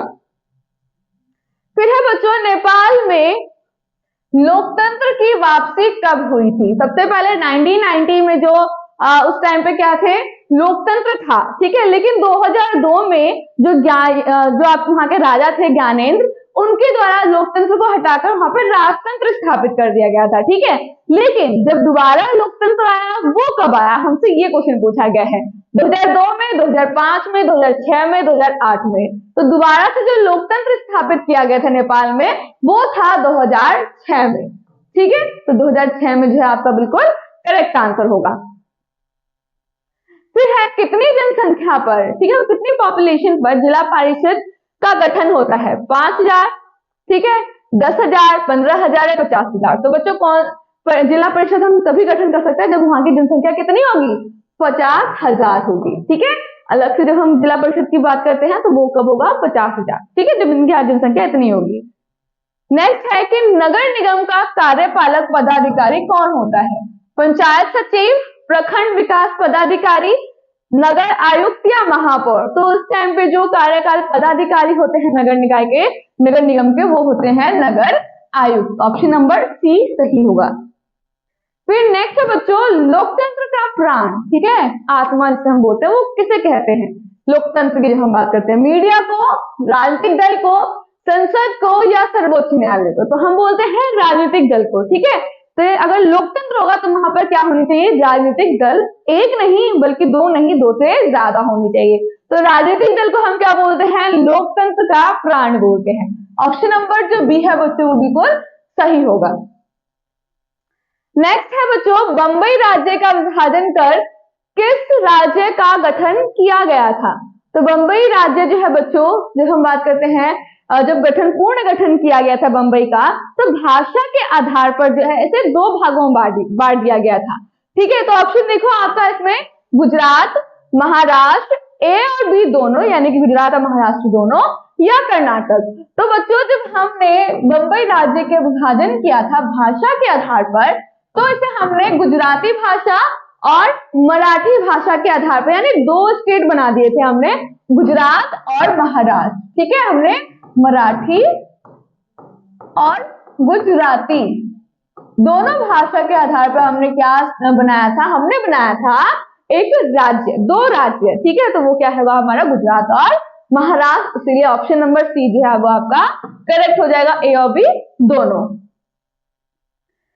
तो लास्ट क्वेश्चन आपके एमसीक्यू के अकॉर्डिंग, यूरोपीय संघ का मुख्यालय कहाँ है? यूरोपीय संघ जो है बच्चों उसका मुख्यालय कहाँ है? रोम में, ब्रसल्स में, नॉर्वे में या बर्लिन में? तो बच्चों ये कहां पर है आपका? बेल्जियम में है, जो जगह है आपका ब्रसल्स। तो आपका ऑप्शन नंबर बी जो है वो सही हो जाएगा कि यूरोपीय संघ का जो मुख्यालय है वो कहां पर है आपका? ब्रसल्स में है। ओके, तो बच्चों क्वेश्चन क्या है? आदि औद्योगिकरण से आपका क्या अभिप्राय है, आप क्या समझते हैं? अगर इंग्लिश में देखोगे तो प्रोटो इंडस्ट्रियलाइजेशन क्या होता है? अच्छा, आदि औद्योगिकरण का मतलब क्या होता है? इंडस्ट्रियलाइजेशन यानी अचानक से क्या होना, बदलाव आना, सभी बड़े बड़े इंडस्ट्री बनाना, ठीक है, इमारतें बनाना, उसमें किसका यूज करना? मशीनों का यूज करना। ठीक है। यहाँ पर सारे लोग आकर इकट्ठे होकर क्या बनाएंगे, प्रोडक्ट बनाएंगे, है ना, चीजों को बनाएंगे, क्रिएट करेंगे, किसके यूज से, मशीनों के यूज से। क्या मशीन जब आए तभी क्या औद्योगिकरण स्टार्ट हुआ था, या उससे पहले भी औद्योगिकरण था? तो बच्चों अगर हम बात करते हैं औद्योगिकरण की, तो औद्योगिकरण केवल हमारे इंडस्ट्री जब आई थी, जब बड़े बड़े मशीन आए थे तभी नहीं हुआ था, बल्कि उससे पहले से, ठीक है। जो गांव में जो लोग हैं, जो वहां पर अपनी जीविका चलाते हैं, कृषि पर तो निर्भर होते ही होते हैं, बल्कि साथ साथ वो कुछ ऐसे उद्योग बनाते हैं, यानी कि हाथों का यूज करके जो है वो अपना उद्योग बनाते हैं, ठीक है, यानी उद्योगों को चलाते हैं हाथों से, कुटीर यूज करके, ठीक है, अपनी चीजों का खुद से यूज करके। यानी कि औद्योगिकरण के आने से पहले के जो औद्योगिक थे, उद्योग थे, वो आपके किस में आते हैं, आदि औद्योगिकरण में आते हैं, ठीक है। जहां पर जो लोग हैं अपने घरों में रहकर ही बहुत सारे सामान जो है हाथों से बुनते थे, बनाते थे और उनको मार्केट में पहुंचाते थे, बेचते थे। वो था आपका आदि औद्योगिकरण। औद्योगिकरण से आने से पहले का जो काल था, जिसमें हम उद्योग को अपने घरों में ही, गांव में जो है लोग अपने यूज के सामान बनाते थे, साथ ही साथ बेचने के लिए वो सामान को क्रिएट करते थे अपने हाथों से, मशीनों का यूज नहीं करते थे, ठीक है। तो ये क्या था आपका आदि औद्योगिकरण था। अब इसे लिखेंगे कैसे, ये मैं बता देती हूँ। तो अगर हम बात करते हैं आदि औद्योगिकरण के अर्थ का, तो अर्थ क्या होता है बच्चों, इससे पहले, औद्योगिकरण से पहले वह अवस्था जिसमें ग्रामीण क्षेत्रों के लोग अपने घरों में हस्तशिल्प का मतलब हाथों से काम करना, ठीक है, मशीनों का यूज ना करके हाथों से बुनते थे, चाहे मटके बनाते थे, ये सारी जो चीजें हैं वो हस्तशिल्प है। छोटे पैमाने पर वस्तुओं का उत्पादन करते थे, ठीक है, यानी कि प्रोडक्ट को क्रिएट करते थे, बनाते थे, जो व्यापारियों द्वारा बाजार में बेची जाती थी, ठीक है। यह जो क्रिया है, ये जो प्रक्रिया है, ये जो अवस्था है, ये कारखानों के विकास से पहले की है, ठीक है। जब इंडस्ट्री जो है बनाई नहीं गई थी, उद्योगीकरण जो है, उद्योग के लिए क्या नहीं बनाए गए थे, इंडस्ट्री नहीं बनाई गई थी, ठीक है।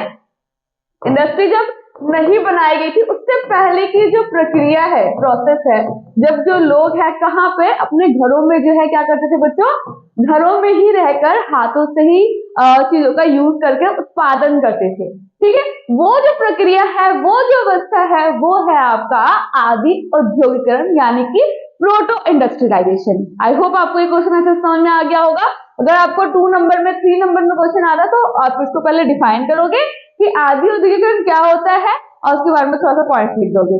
लेकिन आपका 2 मार्क्स में आया है तो आप क्या करोगे, इतना भी आंसर लिख दोगे तो आपको एग्जामिनर जो है वो अच्छे मार्क्स देगा, ठीक है, फुल देगा। चलो नेक्स्ट क्वेश्चन देखें।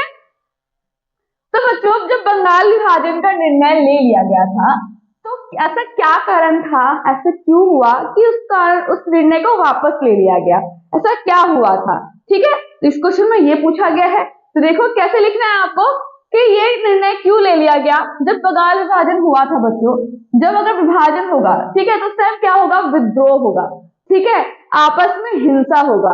तो इस हिंसा को रोकने के लिए इस विभाजन को वापस, यानी कि निर्णय को वापस ले लिया गया था। तो आप आंसर कैसे लिखेंगे, पूरे देश में तीव्र विद्रोह यानी कि आंदोलन स्टार्ट हो गए थे, स्वदेशी आंदोलन हुआ था, और जन आंदोलन और प्रशासनिक कठिनाइयों के कारण, और इस प्रक्रिया को पूर्ण करने के लिए, बंगाल विभाजन को पूर्ण करने के लिए क्या हो गया, बहुत सारी कठिनाइयां आने लगी एडमिनिस्ट्रेशन में, तो उसको क्या कर दिया गया, स्टॉप कर दिया गया, और 1911 में बंगाल विभाजन का निर्णय वापस ले लिया गया, ठीक है बच्चों, ये आंसर आप लिख सकते हैं। नेक्स्ट है कि जो यूटोपियन और वैज्ञानिक समाजवाद में क्या अंतर है। ये दोनों जो विचारधाराएं हैं बच्चों, इन दोनों में क्या अंतर है। यूटोपियन में जो बच्चों, यूटोपियन में ऐसे समाज का स्थापना करना है जो काल्पनिक है, ठीक है, वास्तविक जो आपकी परिस्थिति है उसको आधार नहीं बनाती है, ये किस पर आधार बनाती है, इमेजिनरी, ठीक है।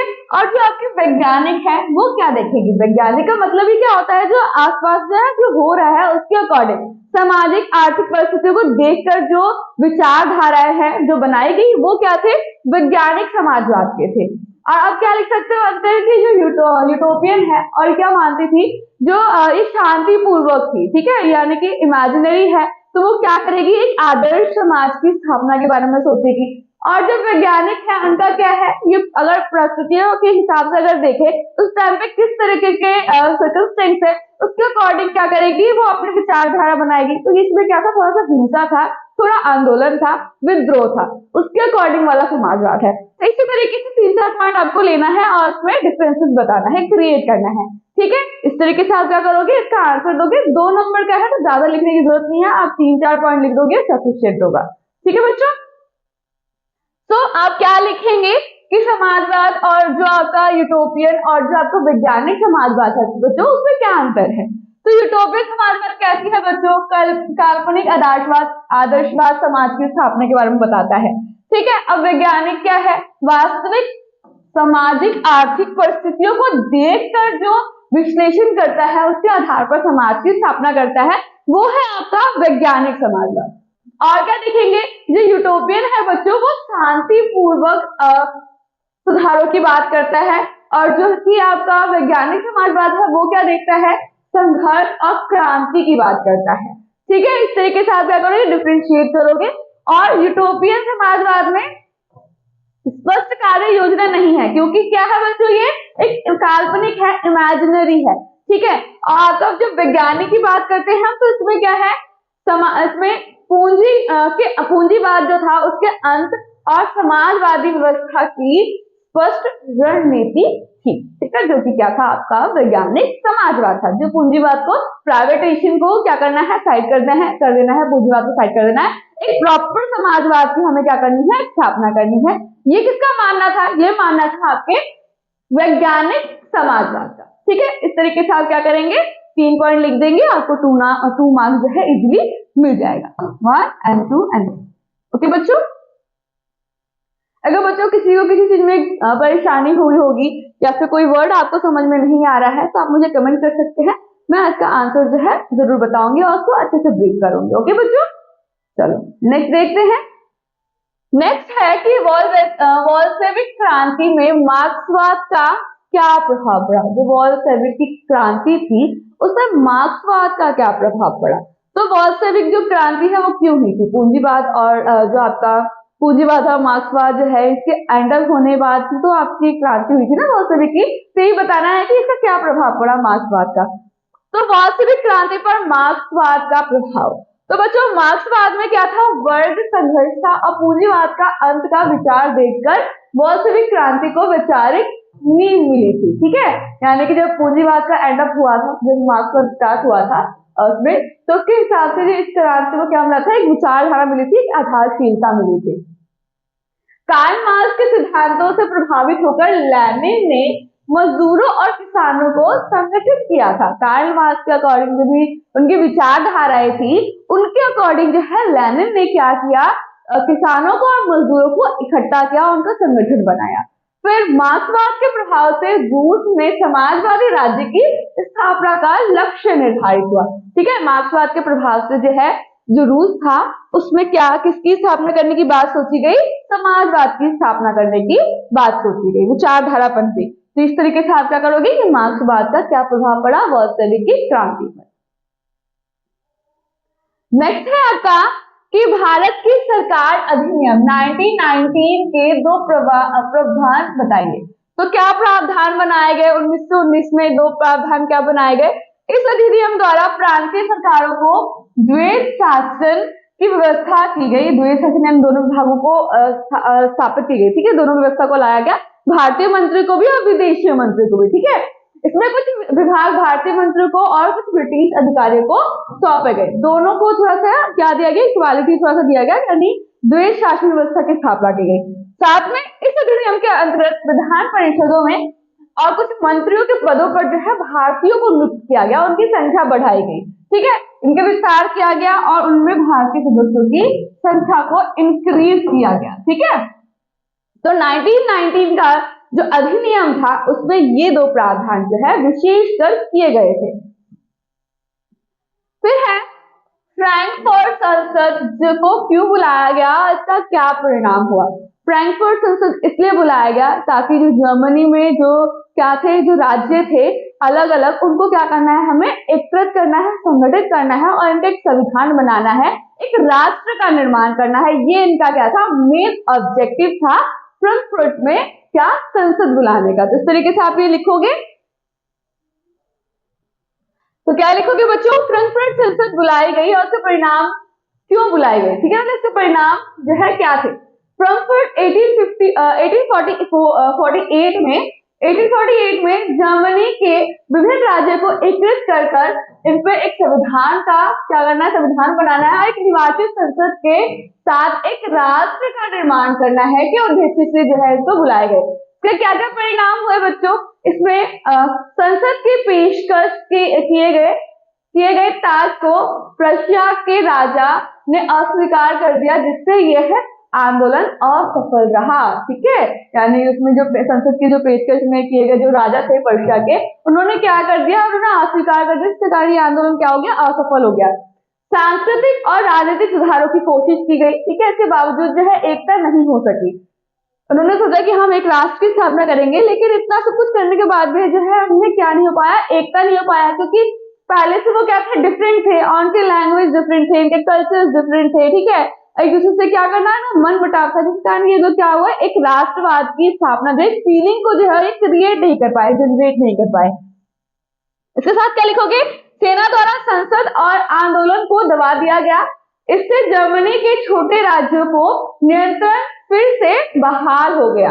भविष्य में जर्मनी की एकता की दिशा में यह अनुभव और मार्गदर्शन का काम आया। इस तरीके से जो है आगे जो आने वाले काम थे उनके लिए इन्होंने मार्गदर्शन के रूप में काम को अनुभव के रूप में उन्होंने दर्शाया।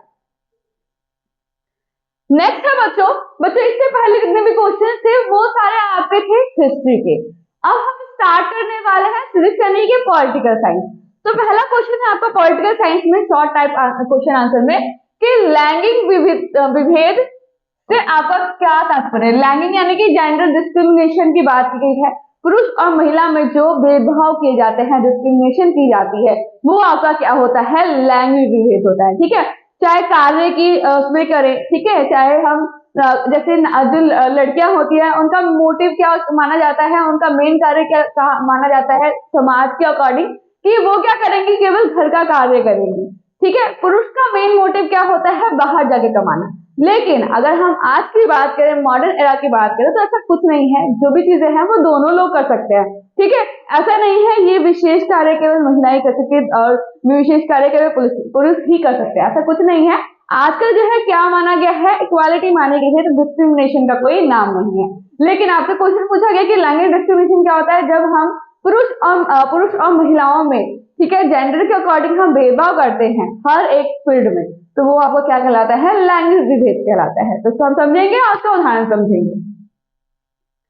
तो लैंगिक भेदभाव का मतलब होता है किसी व्यक्ति के लिंग के अकॉर्डिंग, पुरुष और महिला के अकॉर्डिंग आधार पर उनके साथ असमान व्यवहार करना ही क्या कहलाता है बच्चों, लैंगिक भेदभाव कहलाता है। उदाहरण के लिए नौकरी में, शिक्षा में, वेतन इन द सेंस अगर कोई एक कार्य जो है वो पुरुष भी कर रहा है, महिला भी कर रही है सॉरी, तो क्या होगा, जो वेतन होगा, जो इनकम होगा, वो पुरुष को ज्यादा मिलता है और लेडीज को यानी कि महिलाओं को कम मिलता है। तो ऐसा देखा गया है, इस तौर पर वेतन के आधार पर भी क्या किया जाता है बच्चों, भेदभाव किया जाता है, ठीक है। ये चीज वेतन के आधार पर दिया गया। शिक्षा के आधार पर पहले के टाइम में अगर बात करें तो शिक्षा केवल किसको दी थी, दिया जाता था वो पुरुषों को, ठीक है, लड़कों को दिया था। लड़कियों को क्या बोला था, तुम क्या करो, घर का काम काज करो, तुम्हें पढ़ने लिखने की जरूरत नहीं है, तुम्हें विद्यालय जाने की जरूरत नहीं है, ठीक है। नौकरी में भी हम देखते थे पहले कि ये जो कार्य है, भारी भरकम काम जो है वो कौन करेगा, पुरुष करेगा, और जो इजी वर्क जो है वो कौन करेगी, महिलाएं करेगी। लेकिन ऐसा नहीं होना चाहिए। देन ये सामाजिक अवसरों की बात करें तब भी हम पुरुष और महिलाओं को क्या करते हैं, के साथ भेदभाव करना माना जाता है। तो ये क्या कहलाता है, हमारा लैंगिक यानी लिंग भेदभाव कहलाता है। नेक्स्ट है कि सांप्रदायिकता किस प्रकार लोकतंत्र के लिए खतरा है। सांप्रदायिकता का मतलब क्या होता है, जब लोग अपनी जाति के आधार पर और धर्म के आधार पर एक दूसरे से क्या करते हैं, हिंसा करते हैं, मारपीट करते हैं, एक दूसरे के खिलाफ जाते हैं, ये सब चीजें क्या है, आपकी सांप्रदायिकता है। और इसके कारण क्या होता है बच्चों, सिविल आपका वॉर हो सकता है, ठीक है, यानी एक देश में रहने वाले लोग एक दूसरे से क्या कर रहे हैं, घृणा कर रहे हैं, मारपीट कर रहे हैं। तो ये क्या होगा, लोकतंत्र की स्थापना वहां पर नहीं हो सकती। इसीलिए हम बोल सकते हैं कि जो यहाँ पर सांप्रदायिकता दंगे होंगे, वहां पर जो है लोकतंत्र स्थापित करना बहुत ही ज्यादा डिफिकल्ट हो सकता है, ठीक है। इस तरीके आप लिखना होगा इसका आंसर। तो देखो सांप्रदायिकता का मतलब होता है किसी धर्म या जाति के आधार पर एक दूसरे से भिन्न प्रतीत होना, एक दूसरे से भिन्न समझना, यानी अलगाव मतलब अलग, और संघर्ष पैदा करना। ये जो है लोकतंत्र के लिए खतरा है, क्योंकि ये समाज में मतभेद और संघर्ष बढ़ाती है। ये क्या बढ़ाती है बच्चों? ये हिंसा बढ़ाती है। ठीक है, और लोकतंत्र कहां पर होगा? जहां पर एक दूसरे के साथ भ्रातृत्व की भावना होगी, ठीक है, नहीं भाईचारे की भावना होगी। नेक्स्ट, लोगों को उनके धर्म जाति के आधार पर विभाजित करती है, जिससे समान अधिकार और न्याय का सिद्धांत कमजोर होता है। लोकतांत्रिक प्रक्रियाओं और शांतिपूर्ण समाज के लिए खतरा पैदा करता है। ठीक है, इसलिए क्या है, सांप्रदायिकता जो हम बोलते हैं वो हमारे लोकतंत्र के लिए खतरा हो सकता है। नेक्स्ट वन है आपका ग्राम कचरी। ठीक है, यानी कि जो आपका विलेज कोर्ट है बच्चों, उससे क्या क्या क्षेत्राधिकार है। तो जो बच्चों ग्राम पंचायत होती है, जो ग्राम आपके क्षेत्र ग्राम में जो मुखिया होते हैं, उनका मेन कार्य क्या होता है? उनका मेन कार्य होता है गांव में हो रही जो भी समस्या है उनको हल करना। ठीक है, उसके बारे में जो चीजें हैं उन्हें हाई मतलब ऊपर के जो लेवल की गवर्नमेंट है उन तक पहुंचाना उनकी बात को। साथ के साथ गांव में कोई लड़ाई हो गई, ठीक है, कोई मुद्दे हो गए, उनको सॉल्व करना। और क्या बोल सकते हैं, और अगर कोई विपदाएं आ गई, ठीक है, अगर आप नेचुरल डिजास्टर हो गया तो उसके लिए लोगों को हेल्प पहुंचाना। इस तरह के काम जो है, यानी कि उस गांव से रिलेटेड जो काम है वो कौन करेगा? वो सारे क्षेत्र होंगे आपके ग्राम कचहरी के। ठीक है, जो न्यायालय, ग्राम न्यायालय टाइप का होता है वो। तो ग्राम न्यायालय छोटे विवादों और मामलों को सुलझाने के लिए बनाया गया है। इसके क्षेत्राधिकार कौन कौन से हैं? ये ग्राम निवासियों के बीच छोटे मोटे जो झगड़े होते हैं उनको सुधारता है। ठीक है, छोटे साधारण नागरिक विवाद को, जैसे जमीन से रिलेटेड हो गया, संपत्ति से जो पारिवारिक मतभेद होते हैं उनको भी सॉल्व करता है आपका ग्राम न्यायालय। ठीक है, आपसी समझौते करवाता है, लोगों के बीच सुलह करवाता है, मध्य के लिए मामलों का हल करता है। गंभीर अपराधों या बड़े मामलों का निर्णय यह नहीं ले सकता। ठीक है, इस मामलों को वो जो है उच्च न्यायालय की ओर वो भेजता है, जिला न्यायालय की ओर भेज देता है। ठीक है, जो चीजें इसके क्षेत्र में नहीं है उनके लिए वो क्या करता है, उसका निर्णय ना लेकर के वो उच्च टाइप की जो कोर्ट होती है, उच्च लेवल की जो कोर्ट है, हाई लेवल की जो कोर्ट है, उनमें वो ट्रांसफर कर देता है। ठीक है, तो ये आपके क्या हो जाएंगे, आपके ग्राम न्यायालय के कुछ कार्य हो जाएंगे। फिर है बच्चों, भारतीय लोकतंत्र की दो विशेषताएं बतानी है। भारतीय लोकतंत्र की दो विशेषता तो हो ही नहीं सकती भाई, बहुत सारी विशेषताएं, आप कुछ भी याद कर लो और लिख सकते हो। तो लोकतंत्र ही क्या है? लोकतंत्र तभी होगा ना जब यहाँ पर शांति होगी, जब लोग एक दूसरे से क्या होंगे, भारतंत्र की यानी भाईचारे की भावना होगी, जहां पर समान अधिकार दिया जाएगा। ये सारे क्या है, आपके लोकतंत्र की विशेषताएं है। जो भी चीजें लोकतंत्र में आप देखते हैं भारतीय इसमें, वो आप इसमें पुट डाउन कर सकते हैं। ठीक है बच्चों, तो जनतंत्र है मेन पहला टॉपिक की। इसमें क्या है, सभी वयस्क नागरिक जो है 18 और 18 प्लस के जितने भी लोग हैं वो सब इसमें पार्टिसिपेट करते हैं, अपने अपने प्रतिनिधि चुनते हैं। जनतंत्र है, बहुदलीय प्रणाली होती है। लोकतंत्र में क्या देखते हैं बच्चों, यहाँ पर जो है मल्टी पार्टी सिस्टम है। ठीक है, यानी एक या दो नहीं है, बल्कि दो से ज्यादा आपको क्या मिलेगी, यहाँ पे पार्टीज मिलेंगी। लोगों के पास क्या होंगे, उनके पास चॉइस होगा कि वो किसी भी पॉलिटिकल पार्टी को क्या कर सकते हैं, अपना वोट दे सकते हैं। ठीक है, संवैधानिक शासन है, यहाँ पर जो है संविधान का शासन है, कोई भी आकर कुछ भी नहीं बोल सकता। प्रॉपर वे में हमारे संविधान में व्याख्या की गई है, उसके अकॉर्डिंग हम क्या करते हैं, जो हमारा सुप्रीम कोर्ट है, उच्च न्यायालय है, उसके अकॉर्डिंग ही वो निर्णय करता है। देन आपकी स्वतंत्र न्यायपालिका है। न्यायपालिका क्या है बच्चों, आपकी स्वतंत्र है, जो सही है और जो गलत है उसे प्रॉपर तरीके से वो डिफरेंशिएट करता है और किसी के दबाव में आकर वो अपना फैसला नहीं बदलता ना लेता है। ठीक है, स्वतंत्र मीडिया है और अभिव्यक्ति की स्वतंत्रता है। और हमारे पास क्या है, हमारे पास फंडामेंटल राइट है, उसमें हमें क्या दे रखा है, हमें अभिव्यक्ति की स्वतंत्रता दे रखी है। अगर हमें लगता है कि गवर्नमेंट हमारे लिए सही कार्य नहीं कर रही है, हमारे लिए सही चीज नहीं है, तो हम उसके लिए आवाज उठा सकते हैं। और मीडिया भी हमारे साथ है, तो मीडिया भी क्या करती है, जो चीजें हो रही होती है उसके बारे में हम लोगों को अवगत करवाती है। ठीक है, तो ये सारी चीजें हमारी क्या है, लोकतंत्र की विशेषता के रूप में आप लिख सकते हैं। अगर ज्यादा पॉइंट्स आते हैं तो आप उसे भी लिख सकते हैं, लेकिन ध्यान रखना है अपने आंसर जो है मार्क्स के अकॉर्डिंग ही लिखना है। 2 मार्क्स का है तो आप 3-4 आप पॉइंट लिख दोगे, आपके 2 मार्क्स इजीली मिल जाएंगे।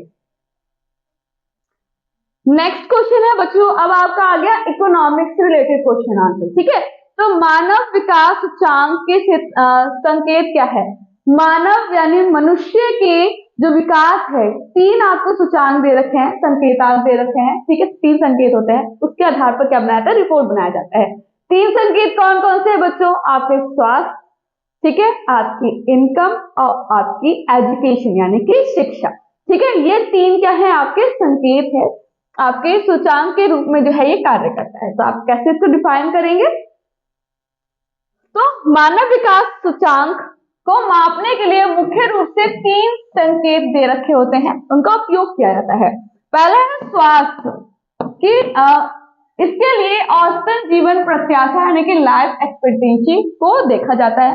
शिक्षा, साक्षरता दर और औसत शिक्षा अवधि यानी कि मीन इयर्स ऑफ स्कूलिंग को मापा जाता है।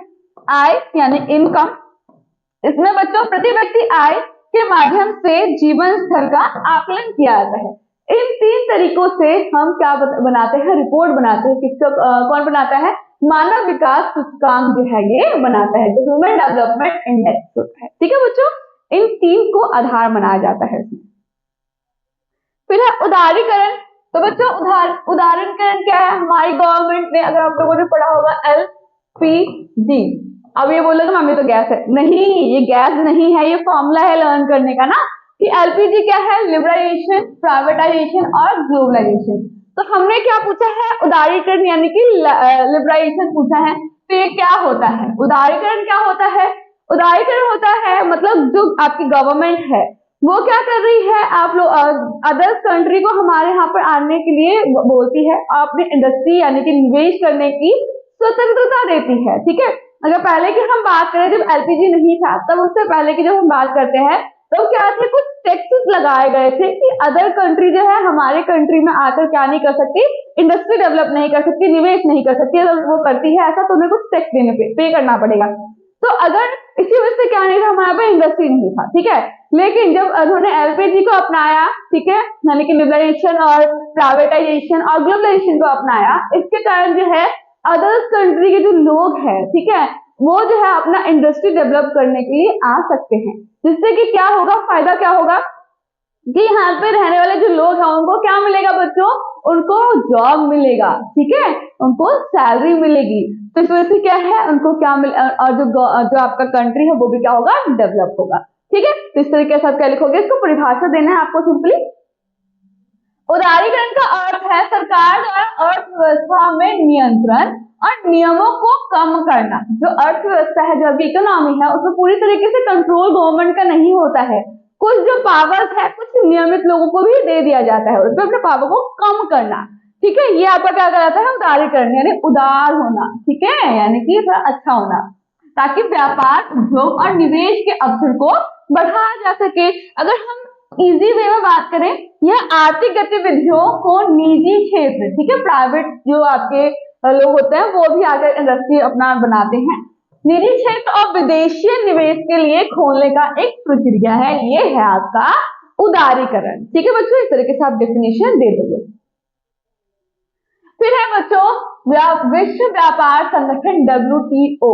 जो विश्व व्यापार संगठन है आपका, वर्ल्ड ट्रेड ऑर्गेनाइजेशन है, उसका क्या उद्देश्य है? इसकी स्थापना का क्या उद्देश्य है? इसका स्थापना का मेन उद्देश्य ये है ताकि हर एक व्यक्ति, हर एक कंट्री क्या करे? अपने आप को डेवलप करे, ठीक है, और हर जगह क्या हो? ट्रेड हो, ट्रेड के माध्यम से लोग आपस में क्या कर सके? सामंजस्य स्थापित कर सके, विश्व शांति बना सके। इसलिए इन्होंने क्या बनाया है? एक वर्ल्ड ट्रेड ऑर्गेनाइजेशन यानी विश्व व्यापार संगठन को क्रिएट किया है, स्थापना की है इसकी। तो इसकी स्थापना का मुख्य उद्देश्य है ताकि जो देश है उनका अंतरराष्ट्रीय व्यापार को बढ़ाया जा सके, ट्रेड किया जा सके, व्यापार में समान अवसर जो प्राप्त किया जा सके और पारदर्शिता हो सुनिश्चित की जा सके। व्यापार में आने वाले प्रतिबंधों, विवादों का समाधान भी कौन करती है बच्चों? विश्व व्यापार संगठन करती है, ठीक है। और वैश्विक बाजार में नियमों और विनियमों का एक रूपता लगाना ताकि जो है कोई भी कंट्री ज्यादा प्रॉफिट ना करे और कोई जो दूसरी कंट्री पे ज्यादा हावी ना हो, ठीक है। इस वजह से जो है इसमें कुछ नियमों को भी बनाया गया है, पारदर्शिता रखी गई है। ये क्या है, कुछ उद्देश्य है जिस वजह से विश्व व्यापार संगठन को बनाया गया है, निगरानी रखने के लिए बनाया गया है, मेन मोटिव ये। फिर है उपभोक्ता और पूंजीगत वस्तुओं में अंतर बताना है। उपभोक्ता क्या होता है, पूंजीगत जो आपकी चीजें होती हैं, वस्तु होती है, उनमें क्या अंतर होता है ये बताना है। तो आप कैसे आंसर करोगे, इसमें डिफ्रेंशिएट करना है। तो कुछ उपभोक्ता वस्तु और पूंजीगत वस्तु में अंतर बताना है। तो उद्देश्य अगर हम देखें दोनों में, तो इसका उद्देश्य क्या होता है, सीधा उपभोक्ता की जरूरतों को पूरा करना है, ठीक है, यानी कि जो मैं कस्टमर हूं तो मैं मेरी जरूरतें पूरी होंगी इसमें, ठीक है। और पूंजीगत वस्तु में अन्य वस्तु का उत्पादन करने में उपयोग होती है, अन्य वस्तु का उत्पादन करने में इसकी उपयोगिता होती है। उदाहरण में जैसे भोजन, कपड़ा, जूते, ये हमारे क्या है, हम क्या है, कस्टमर है तो हमारी ये चीजें की जरूरत की पूरी होगी। पूंजीगत वस्तु में क्या है, यानी कि जो चीज हम क्रिएट कर रहे हैं जिससे कस्टमर का क्या हो, जरूरतें पूरी हो, उनके लिए चीजें क्या मैटर करती है, मशीनरी, औजार और उपकरण, ताकि हम क्या बना सके, प्रोडक्ट बना सके, ठीक है। प्रक्रिया कैसे होगी, अंतिम उपयोग के लिए बनाई जाती है, उत्पादन प्रक्रिया में सहायक होती है, ये सहायता प्रदान करती है ताकि उत्पादन किया जा सके, प्रोडक्ट को क्रिएट किया जा सके। अगर सरल शब्दों में देखना है तो क्या बोलेंगे, उपभोक्ता वस्तु हमें रोजमर्रा के सामानों यानी चीजों का इस्तेमाल करवाती है, पूंजीगत वस्तुएं अन्य चीजें बनाने के लिए इस्तेमाल होती है, ठीक है, यानी कि प्रोडक्ट को क्रिएट करने के लिए जिस चीजों का हम सामान का यूज करेंगे वो हमारी क्या होती है, पूंजीगत वस्तुएं होती हैं, ठीक है बच्चों। नेक्स्ट क्वेश्चन है आपका कि सुनहरा रेखा किसे कहा जाता है और इसके उत्पादक क्षेत्र के बारे में बताना है, उसका उल्लेख करना है। तो सुनहरा रेखा किसे कहते हैं बच्चों, इसे हम बोलते हैं जूट, ठीक है, जूट को हम क्या बोलते हैं, सुनहरा रेखा बोलते हैं। और जो जूट है उसको सुनहरा रेखा क्यों बोलते हैं, क्योंकि इसका कलर कैसा होता है बच्चों, सुनहरा जैसा होता है, इसलिए हम इसे सुनहरा रेखा बोलते हैं। साथ के साथ हमारे इकोनॉमिक में भी क्या है, बहुत ज्यादा इंपॉर्टेंट रोल निभाता है, इसलिए हम बोलते हैं इसे सुनहरा रेशा, गोल्डन फाइबर। और जो है इसके कौन कौन से उत्पादक क्षेत्र हमारे इंडिया में कहाँ कहाँ पर ज्यादातर उगाया जाता है, उत्पादित किया जाता है, ये क्षेत्र बताना है आपको, ठीक है। तो देखो, गोल्डन फाइबर का नाम है जूट, ठीक है, जूट के नाम से जाना जाता है। इसका रंग सुनहरा के समान होता है और इसको आर्थिक रूप से देखें, इकोनॉमिक रूप से देखें तो हमारे लिए मूल्यवान है या फिर वैल्यूएबल है, ठीक है।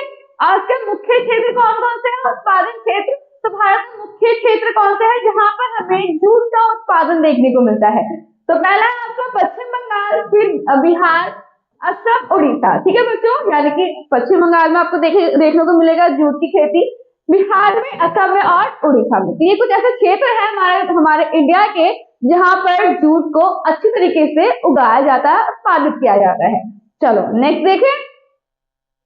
तो नेक्स्ट है बच्चों कि विशेष आर्थिक क्षेत्र का उद्देश्य क्या है, it mean special economic zone क्या है। तो बच्चों इसकी स्थापना किस लिए की गई है, ताकि जो अर्थव्यवस्था हो उसको अच्छी तरीके से बढ़ाने के लिए, अर्थव्यवस्था को इंक्रीज करने के लिए, ताकि विदेशी निवेश जो है उसको लाया जा सके, ठीक है, और रोजगार मिल सके लोगों को, इसलिए जो है किसकी स्थापना की गई है, विशेष आर्थिक क्षेत्र की स्थापना की गई है। तो इसे कैसे लिखेंगे आप लोग, विशेष आर्थिक क्षेत्र कैसे लिखेंगे, इसका मुख्य उद्देश्य है विदेशी निवेश और व्यापार को बढ़ाना, निर्यात को प्रोत्साहित करना और विदेशी मुद्राओं को अर्जित करना, ताकि जो आपकी जो करेंसी है उसको भी क्या मिले, वैल्यू मिले, नई उद्योग और रोजगार को अवसर प्रदान करना, लोगों को आर्थिक विकास को तेज करना, औद्योगिक गतिविधियों को सुगम रूप से बनाना, उसको सुगमता प्रदान करना, ठीक है। ये किसका मुख्य कार्य है बच्चों, ये है आपका विशेष आर्थिक क्षेत्र का मुख्य कार्य है।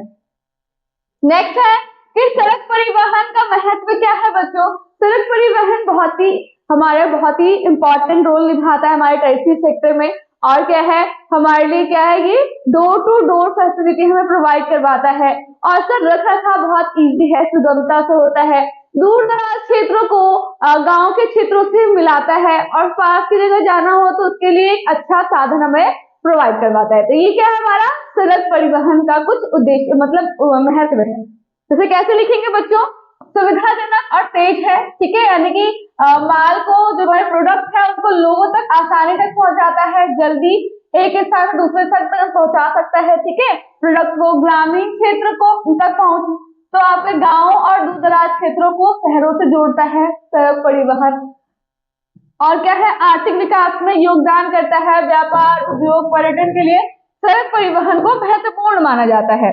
लचीला होता है और किफायती होता है। ये छोटी दूरी और दैनिक आवागमन के लिए जो है सबसे उपयुक्त जो है साधन माना जाता है और सस्ता साधन माना जाता है। इसके रखरखाव भी बहुत ज्यादा इजी होता है। इसको हम सड़क परिवहन का महत्व में हम लिख सकते हैं। रेगड़ की विशेषताओं का वर्णन करना है। रेगड़ बच्चों क्या होता है, ये होता है आपका ब्लैक सॉइल, ठीक है। ये क्या होता है, ब्लैक सॉइल होता है, क्योंकि ये जो है इसका सॉइल की अगर हम रंग की बात करें, बनावट की बात करें तो ये काली रंग की होती है और इसमें पानी को सोखने की क्षमता अधिक होती है, नमी ज्यादा होती है, मॉइस्चर ज्यादा होता है। और इसमें जो है कॉटन की जो प्रोडक्टिविटी है, कॉटन जो है सबसे अच्छी तरीके से उसमें उगा सकते हैं, ठीक है। तो इसलिए जो है इसे हम कपास के लिए सबसे उत्तम सॉइल माना जाता है। इसके कुछ क्या आप इसकी विशेषता का वर्णन इस तरीके से कर सकते हैं। रेगड़ मिट्टी की विशेषताएं क्या क्या है, इसमें उर्वरकता क्षमता जो है सबसे अधिक पाई जाती है, ठीक है। उपजाऊ होता है, इसलिए कपास, दलहन, गेहूं जैसी फसलों के लिए उत्तम होता है। रंग बनावट इसमें सबसे अच्छी होती है, ठीक है। इसे काली रंग की होती है, इसलिए हम काला ही बोलते हैं, काली मिट्टी बोलते हैं। तो चिकनापन होता है बच्चों, क्लियर टेक्सचर होता है, अधिक होता है। पानी को धारण करने की क्षमता अधिक होती है, इसमें नमी बनी रहती है, जिससे सूखे मौसम में भी फसल को पानी जो है मिलता रहता है। मुख्य क्षेत्र कहाँ कहाँ पर आपको काली मिट्टी देखने को मिलती है, महाराष्ट्र में, मध्य प्रदेश में, कर्नाटक में और आपके आंध्र प्रदेश में आपको काली मिट्टी यानी कि रेगुड़ जो है देखने को मिलती है, ठीक है बच्चों। इस तरीके से आप इसकी कुछ विशेषताएं लिख सकते हैं। नेक्स्ट है आपका क्वेश्चन आपके डिजास्टर मैनेजमेंट से। डिजास्टर मैनेजमेंट से क्वेश्चन क्या पूछा गया है, वाटर शेड प्रबंधन क्या होता है। वाटर शेड यानी कि जल ग्रहण प्रबंधन करना, ठीक है, उसका संरक्षण प्रोवाइड कराना। अगर बारिश की जो पानी है, वर्षा का जो जल है, उनको हमें क्या करना है, संरक्षित करके रखना है। आगे आने वाले टाइम में उसका उपयोग अच्छी तरीके से करना है, ताकि क्या ना हो, मृदा संरक्षण ना, मृदा का जो ऊपरी परत होता है वो ना हटे और उसको आगे टाइम के लिए हम उसका यूज कर सके, उसके लिए एक प्रबंधन क्रिएट करना, प्रबंधन बनाना, ये होता है आपका वाटर शेड प्रबंधन, ठीक है। तो इसे कैसे आप लिखेंगे, तो बच्चों जल ग्रहण क्षेत्र प्रबंधन का अर्थ होता है किसी क्षेत्र में वर्षा का पानी का संचयन करना, संरक्षण और उसका उपयोग करना, इस तरीके से करना ताकि मिट्टी का क्षरण को रोका जा सके और कृषि और पेयजल की उपलब्धता को बनाई जा सके। इसका मुख्य उद्देश्य क्या क्या है बच्चों, इसके पानी का जो सतत उपयोग है, अच्छी तरीके से उपयोग किया जा सके पानी का, ठीक है। मिट्टी का संरक्षण किया जा सके, कटाव को रोका जा सके और भूजल के स्तर का जो पानी का जो लेवल होता है बच्चों उसको बढ़ा सके और कृषि उत्पादन में सुधार किया जा सके, इसलिए जो है वाटर शेड का प्रबंधन हम लोग करते हैं। फिर है कि बच्चों आपदा प्रबंधन में ग्राम पंचायतों का क्या भूमिका होता है। तो ग्राम पंचायत क्या करते हैं बच्चों, जिस क्षेत्र में आपदा आई है उसके लिए लोगों को फैसिलिटीज प्रोवाइड करवाते हैं, घर दे दिया, आश्रय दे दिया, ठीक है, भोजन दे दिया, कपड़े दे दिया और उन लोगों को क्या करते हैं, उन लोगों के लिए अच्छे से कार्य करते हैं, नीतियां बनाते हैं ताकि वो जो लोग उस परिस्थिति में है उनको कुछ सहायता मिल सके, ठीक है। तो ये काम किसका होता है, ग्राम पंचायत का होता है।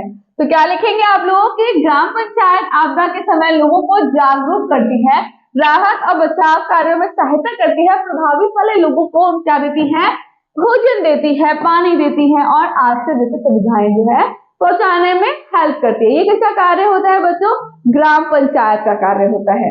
फिर नेक्स्ट देखें, तो नेक्स्ट है आपका भूस्खलन से आपका क्या तात्पर्य है, लैंडस्लाइड। अगर आप पहाड़ी वाले क्षेत्रों में घूमने भी जाते हैं या फिर न्यूज भी जब आप सुनते हो तो देखते हो ना कि वहां पर जो है इस जगह क्या हो गया, लैंडस्लाइड हो गया, इसके कारण बहुत सारे लोगों की मृत्यु हो गई है ना, बहुत सारे लोग आज से क्या हो गया, उनको विपदाएं आ गई। तो लैंडस्लाइड क्या होता है, पहाड़ी वाले इलाकों में, ढाल वाले क्षेत्रों में जब हम जाते हैं तो उसकी जो परत होती है, ठीक है, वो जो भूमि होती है, वो क्षेत्र क्या होता है, वो जगह क्या हो जाती है, वो अपनी जगह से खिसक जाती है, नीचे की ओर ढहने लगती है, तो वो क्या होता है, लैंडस्लाइड होता है। मुख्य कारण क्या क्या होते हैं ये भी आप इसमें लिख दोगे तो आपका प्लस पॉइंट हो जाएगा, ठीक है।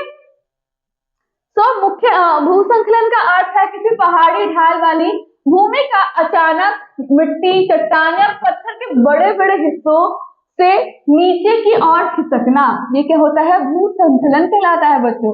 तो मुख्य कारण क्या क्या है, भारी वर्षा बाढ़ के कारण हो सकता है, ठीक है, भूकंप और भूतकनीकी गतिविधियों के कारण हो सकता है, पहाड़ी क्षेत्रों में पेड़ पौधों की कटाई कारण हो सकता है ना, अगर पेड़ को काट देंगे तो वो भूमि को जो जकड़ के रखता है वो तो नहीं रख पाएगा, इसके कारण क्या होगी, जो करते हैं वो खिसक सकती है। नेक्स्ट क्वेश्चन है कि भूकंप के प्रभावों को कम करने वाले 4 उपाय का उल्लेख कीजिए। क्योंकि आपका 2 नंबर का क्वेश्चन है तो आपको क्या बताना है, 4 ऑप्शन यानी 4 स्टेप तो आपको बताने हैं। तो देखो क्या आप लिख सकते हैं, भूकंप जो आता है बच्चों तो उसके लिए हमें पहले से क्या क्या प्रिपरेशन करके रखना चाहिए ताकि उस टाइम इतना बड़ा नुकसान ना हो। तो कुछ स्टेप आपको पता होने चाहिए। भूकंप प्रतिरोधी निर्माण होना चाहिए, यानी कि घर ऐसे निर्मित करने चाहिए बच्चों ताकि उनका आकार इस तरीके से निर्मित हो, डिजाइन इस तरीके से हो ताकि उस टाइम पे जब भूकंप आया होगा तो उस टाइम पे इतनी विपदाएं, इतनी मुसीबतों का सामना ना करना पड़े। तो आपको पता होना चाहिए कि जो भूकंप प्रतिरोधी जो क्षेत्र होते हैं ना बच्चों, उस टाइम वहां पर जो है आयताकार के जो घर है वो निर्मित करने चाहिए। किस तरीके के, आयताकार या फिर त्रिकोणीय। ठीक है बच्चों, त्रिकोणीय जो क्षेत्र है वो आपको निर्मित करने चाहिए, घर प्रोवाइड करवाने चाहिए, बनाने चाहिए ताकि जो क्षेत्र है ज्यादा से ज्यादा भूकंप का मुसीबतों का सामना ना करना पड़े। ठीक है, तो पहला आपको स्टेप ये बताना है। नेक्स्ट, सुरक्षा जागरूकता। भूकंप से संबंधित लोगों को जागरूकता फैलानी चाहिए, लोगों को जागरूक करना चाहिए ताकि वो उस टाइम पे विपदा के टाइम पे पैनिक ना करें बल्कि उसका उपाय सोचे। ठीक है, अगर वो लोग उस चीज से जागरूक होंगे तो उनको जो है उपाय ऑलरेडी उनको पता होगा। ज्यादातर जो है जागरूक हमें कहाँ करना चाहिए, जागरूकता कहाँ फैलानी चाहिए, स्कूल्स में जहाँ पर स्टूडेंट्स होते हैं उनको प्रोवाइड करना चाहिए, उन लोगों को बताना चाहिए कि जो भूकंप आता है या फिर ऐसी आपदाएं होती है तो उस तरीके से कैसे डील किया जाए। यहाँ पर वहां पर ऐसी परिस्थिति बनाई जानी चाहिए ताकि जो बच्चे हैं उनको सुरक्षा के कुछ 3-4 उपाय जो है उनको प्रोवाइड करना चाहिए ऐसी परिस्थिति में।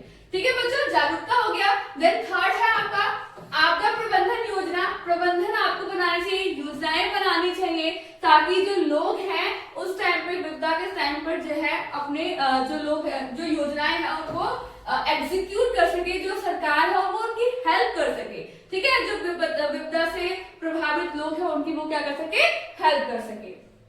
देन फोर्थ है आपका कि पेड़ों और हरियाली की बढ़ोतरी की जा सके, है ना। अगर भूकंप आया था उनको कम करने के लिए आपका मेन मोटिव क्या है और क्या होना चाहिए, फोर्थ स्टेप कि हमें क्या लगाने हैं, पेड़ पौधे लगाने हैं, वृक्षारोपण करना है।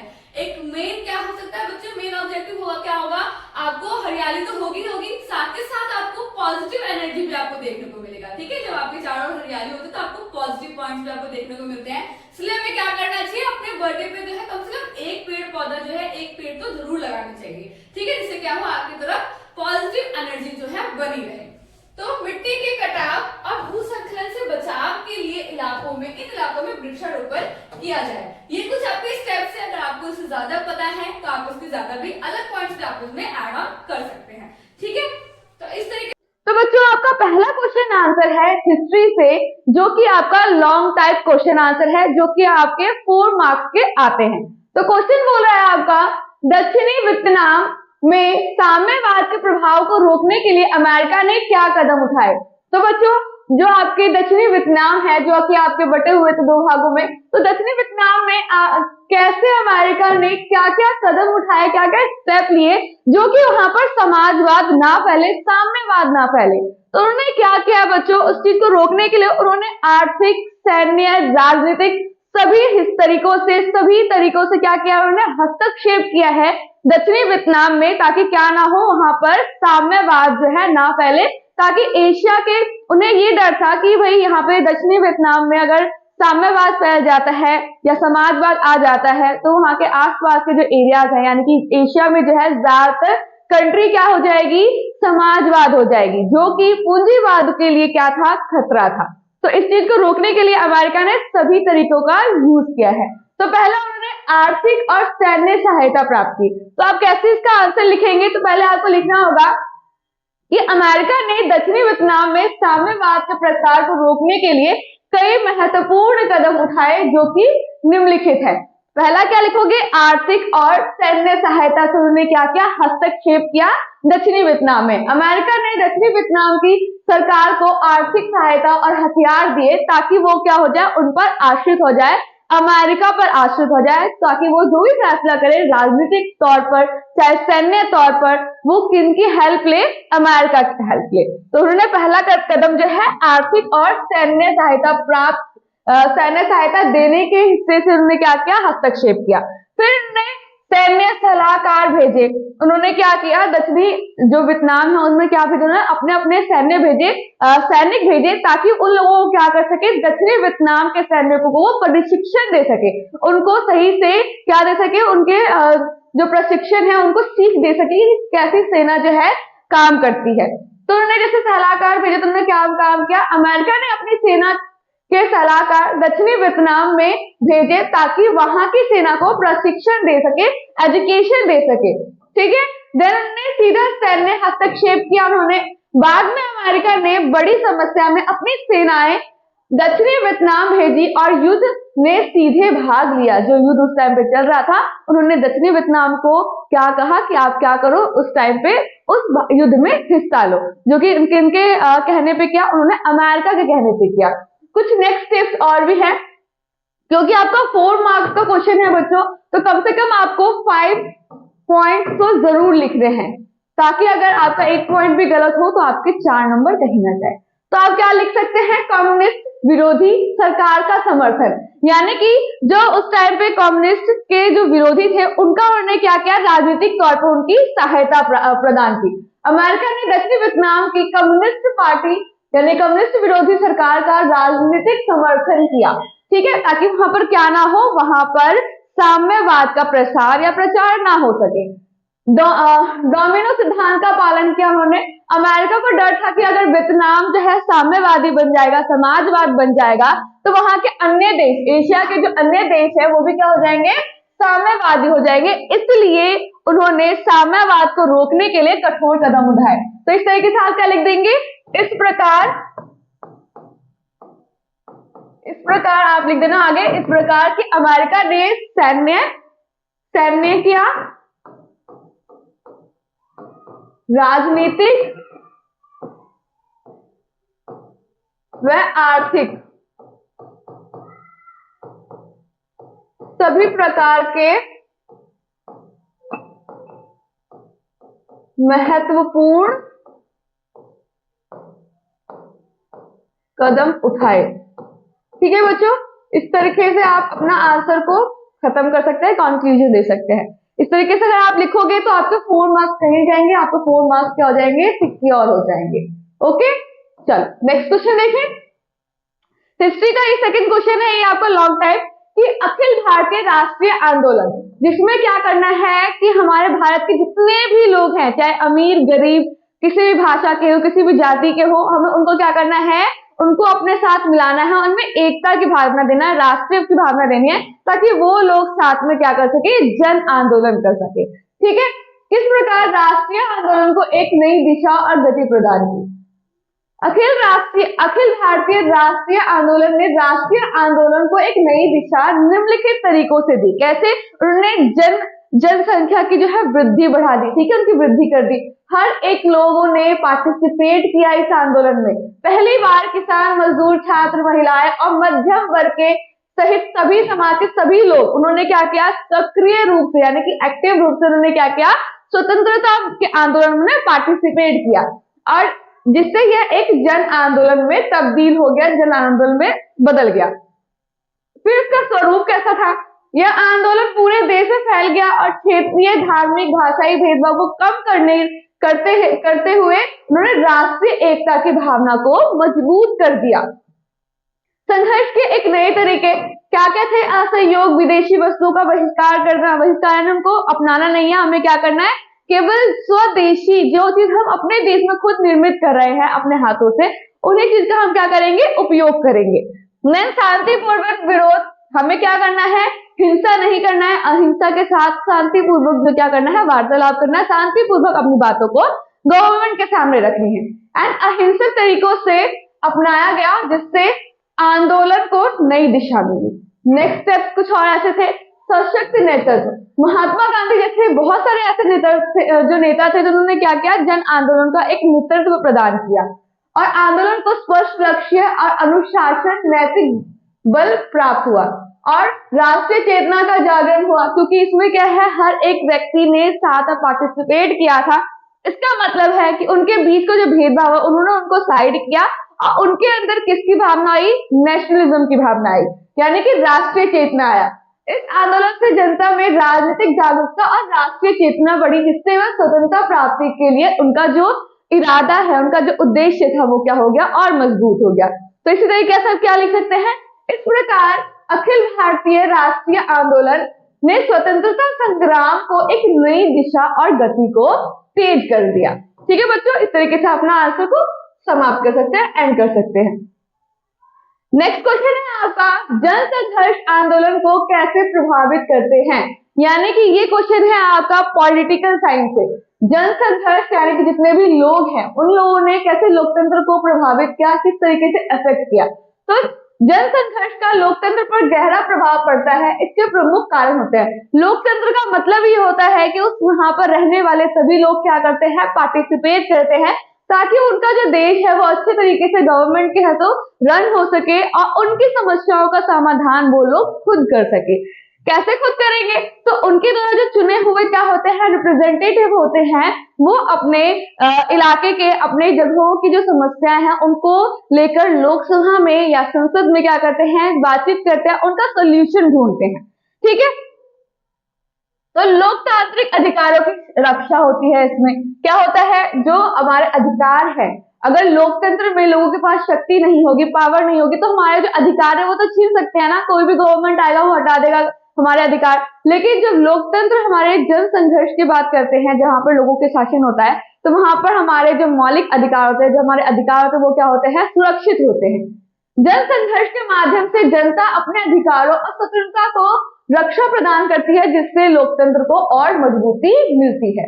नेक्स्ट है आपका कि जन भागीदारी में वृद्धि। इससे क्या होता है, हर एक व्यक्ति इस आंदोलन में, इस लोकतंत्र में पार्टिसिपेट करता है। ऐसे संघर्षों में बड़ी संख्या में लोग भाग लेते हैं, जिससे नागरिकों के राजनीतिक अधिकारों को जो है बढ़ावा मिलता है। नेक्स्ट है सरकार की जवाबदेही। जो गवर्नमेंट है वो हमारे लिए जो भी रूल रेगुलेशन बना रही है बच्चों, उनके प्रति वो क्या होते हैं, आंसरेबल होते हैं। ठीक है, अगर हमें लगता है कि इन्होंने जो ये एक्ट बनाया हमारे लिए फायदेमंद नहीं है या फिर हमें नुकसानदायक है, तो हम क्या करते हैं, हम क्वेश्चंस करते हैं ना, मीडिया क्वेश्चंस करती है, तो उसका आंसर देना उस मिनिस्टर्स का क्या होता है, काम होता है। तो वो क्या होगा, जवाबदेही। जन संघर्ष सरकार को जनता के प्रति जवाबदेह बनाते हैं और गलत नीतियों में बदलने के लिए उन पर प्रेशर डालते हैं, दबाव बनाते हैं। कुछ और स्टेप्स भी हैं इसके कि सामाजिक न्याय की स्थापना होती है। अगर समाज में कुछ गलत कार्य हो रहा है तो उसके लिए न्याय कौन करता है बच्चों, जुडिशरी करती है। और उन पर क्या होता है, एक थोड़ा सा भी क्या नहीं होता, वो प्रेशराइज नहीं होते, उन पर कोई भी दबाव नहीं होता। जो सही होता है उस टाइप पे न्याय के अकॉर्डिंग वही वो फैसला लेते हैं। जन संघर्ष से शोषित और वंचित वर्ग, जो भी वर्ग हैं जो वंचित हैं, एससी, एसटी और ओबीसी, ये क्या है, ये आपके वंचित वर्ग में आते हैं, को न्याय और समानता प्राप्त करने को के लिए जो है अवसर जो है सामाजिक न्याय देता है। नेक्स्ट है लोकतांत्रिक संस्थाओं को मजबूती मिलती है। जितने भी ऑफिशियल्स हैं, जितने भी ऑफिस हैं आपके डेमोक्रेटिक में, सबको क्या मिलता है, एक पावर मिलता है। शांतिपूर्ण जन संघर्ष लोकतांत्रिक संस्थाओं और मूल्यों को सुदृढ़ करता है।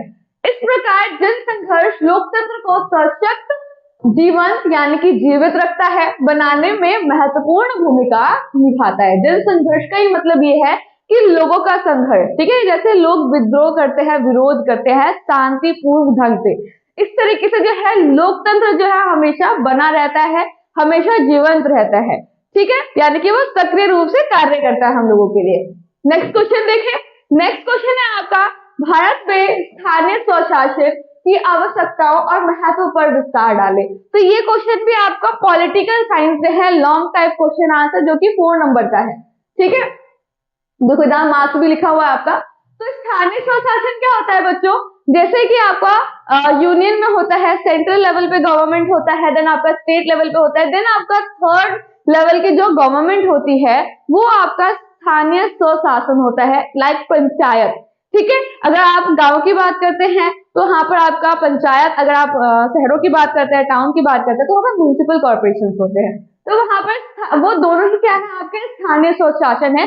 तो वो किस तरीके से काम करते हैं, देखो जो आपके बड़े लेवल के जो भी आपके मिसअंडरस्टैंडिंग्स है, जो भी डिस्प्यूट्स है, तो उसे हम सेंट्रल लेवल पर, स्टेट लेवल पर तो सॉल्व करते ही करते हैं।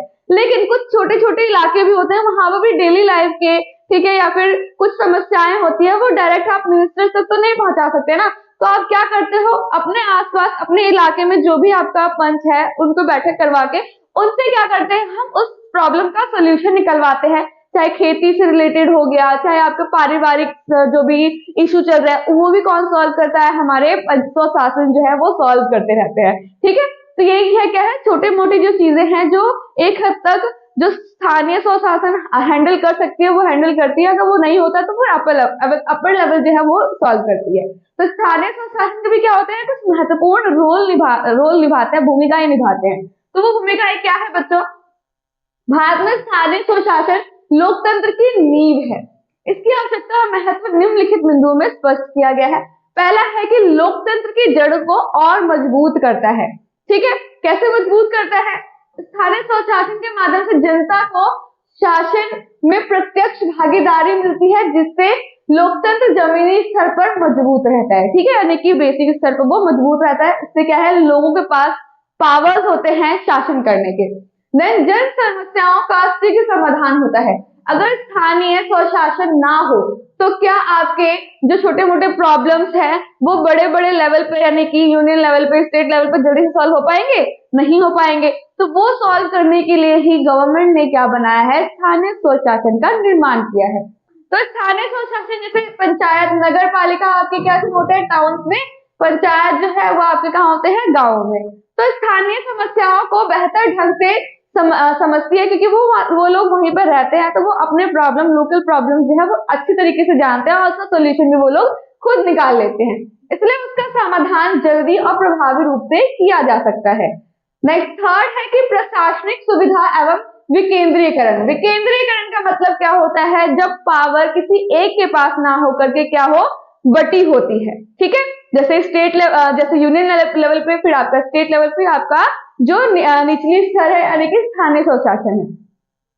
सत्ता का विकेंद्रीकरण होता है जिससे केंद्र और राज्य सरकारों पर बोझ कम पड़ता है। ठीक है, यानी कि जो पावर्स है वो क्या होता है, डिस्ट्रीब्यूट हो जाते हैं और शासन अधिक प्रभावी ढंग से बनाया जाता है। कुछ और भी स्टेप्स आपके, जैसे कि राजनीतिक प्रशिक्षण का केंद्र होता है। स्थानीय स्वशासन संस्थाएं नागरिकों और नेताओं को लोकतांत्रिक प्रक्रिया का एक प्रशिक्षण देती है, यानी कि जो स्थानीय स्वशासन है एक ब्रिज की तरह काम करती है, ताकि जो जनता है वो जो सरकार है उनके बीच क्या करती है, वो ब्रिज की तरह काम करती है, ताकि उनके सॉल्यूशन जल्दी से जल्दी में प्रोवाइड किया जा सके, जिससे कुशल नेतृत्व का विकास होता है। नेक्स्ट है कि सामाजिक और आर्थिक विकास किया जाता है। स्थानीय विकास योजना के निर्माण और क्रियान्वयन से ग्रामीण और शहरी क्षेत्रों का संतुलित विकास और संभव हो पाता है। निष्कर्ष में आप लोग क्या लिखेंगे, क्योंकि आपका लॉन्ग टाइम क्वेश्चन आंसर है तो आपका इसको निष्कर्ष जो है देना ही देना है, कंक्लूजन देंगे तभी आपको मार्क्स मिलेगा। ठीक है, क्योंकि आधा मार्क्स जो आपका निष्कर्ष का भी होता है। इस प्रकार स्थानीय स्वशासन न केवल लोकतंत्र को मजबूत करता है बल्कि भारत के सामाजिक, आर्थिक और प्रशासनिक विकास को भी एक महत्वपूर्ण भूमिका उसकी निभाई जाती है। ठीक है, इससे ये मजबूती मिलती है। फिर क्वेश्चन है आपका इकोनॉमिक्स से कि राष्ट्रीय आय क्या होती है। राष्ट्रीय यानी एक राष्ट्र का इनकम क्या होता है, तो कुल आय यानी कि कुल आय जो होता है वो आपका एक निश्चित देश में निश्चित समय के अकॉर्डिंग जो भी पैसे बनते हैं, जो भी आपका टायर 3 सेक्टर जो होता है उसमें प्रोडक्ट बनाए जाते हैं, गुड एंड सर्विसेज होते हैं, उनसे जो आय होता है वो आपका राष्ट्रीय आय होता है, कुल उनकी जोड़। ठीक है, उनका धनात्मक मूल्य। यह आय जो है इसकी गणना करने वाले कुछ कठिनाइयों का सामना बताना है कि जब राष्ट्रीय आय की गणना करते हैं तो हमें कौन कौन सी समस्याओं का सामना करना पड़ता है। तो पहले आप क्या लिखेंगे बच्चों, आपको बताना होगा कि राष्ट्रीय आय की परिभाषा क्या है, क्या होती है राष्ट्रीय आय। तो राष्ट्रीय आय वह कुल धनात्मक मूल्य होती है, कुल जोड़ होता है उस मूल्य का, प्राइजेस का, जो किसी देश के एक निश्चित समय, ठीक है, किसी एक निश्चित समय में अवधि में, आमतौर पर 1 वर्ष पर बनाया जाता है, में उत्पादित सभी अंतिम वस्तुओं, जो भी अंतिम वस्तु यानी कि टायर सेक्टर में जो भी प्रोडक्ट बनाए जाते हैं, गुड एंड सर्विसेज दिए जाते हैं, उनका मूल्य उन सेवाओं से प्राप्त होता है। इसमें देश के नागरिकों की आय को शामिल किया जाता है, यही आपका क्या होता है, राष्ट्रीय आय कहलाता है। इसकी गणना में बहुत सारी समस्याएं आती है। कौन कौन सी समस्या आती है, दोहरी गणना होती है, यानी कि आप कच्चे पदार्थ को यानी कि रॉ मटेरियल को भी आप गिन लेते हैं, उनके प्राइसेस को भी गिन लेते हैं। जैसे कि राष्ट्रीय आय की जब हम गणना करते हैं बच्चों, तो इसमें क्या क्या कठिनाई आती है। इसमें आप जब रॉ मटेरियल को भी यूज कर लेते हैं, उसके प्राइसेस को भी, साथ के साथ आप क्या करते हैं, आप प्रोडक्ट को यानी कि जो गुड्स जो लास्ट में बन जाता है उसके प्राइसेस को भी आप गिन लेते हो। तो उससे क्या हो जाता है, एक ही चीज को 2 बार काउंट किया जाता है। ठीक है, तो ये आपका हो जाता है राष्ट्रीय आय। फिर है ये आपकी दोहरी गणना की समस्या में से एक है।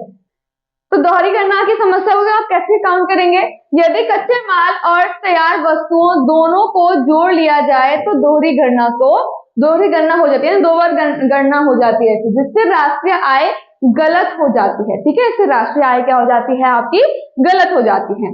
नेक्स्ट प्रॉब्लम क्या हो सकती है आपकी, गैर बाजार समस्याओं का मूल्यांकन। ठीक है, यानी कि गृहिणियों की सेवाएं और स्वैच्छिक सेवाओं को मौद्रिक मूल्य तय करना कठिन होता है। जो खुद के लिए यूज करने वाली चीजें होती हैं, जो गृहिणी जो है उनका सेवाएं प्रदान करती है, उनके जो मूल्य है, उनके मूल्य को तय करना बहुत ही ज्यादा डिफिकल्ट होता है। असंगठित क्षेत्र, ठीक है, भारत जैसे देश में असंगठित क्षेत्र बहुत है। ठीक है, यहाँ जहाँ आय का सही लेखा जोखा उपलब्ध नहीं होता है। असंगठित वो क्षेत्र होते हैं जिसमें गवर्नमेंट का कोई कंट्रोल नहीं होता है। ठीक है, प्राइवेट सेक्टर टाइप। काले धन की समस्या होती है, हमारे इंडिया में तो बहुत ज्यादा है काले धन की समस्या ना। अवैध और छपी हुई आय को राष्ट्रीय आय में शामिल करना कठिन हो जाता है। आंकड़ों में कमी देखने को मिलती है आपको, सही और विश्वसनीय आंकड़ों की उपलब्धता न होने के कारण राष्ट्रीय आय में सटीक गणना करना बहुत ही ज्यादा कठिन हो जाता है। इस प्रकार से आप क्या लिखेंगे कंक्लूजन, इन सभी कारणों से राष्ट्रीय आय की गणना एक जटिल कार्य होता है, विशेषकर विकासशील देशों में, जो देश विकास कर रहा है। ठीक है, डेवलपमेंट कर ही रहा है। तो इस तरीके से आप इसका आंसर लिख देंगे।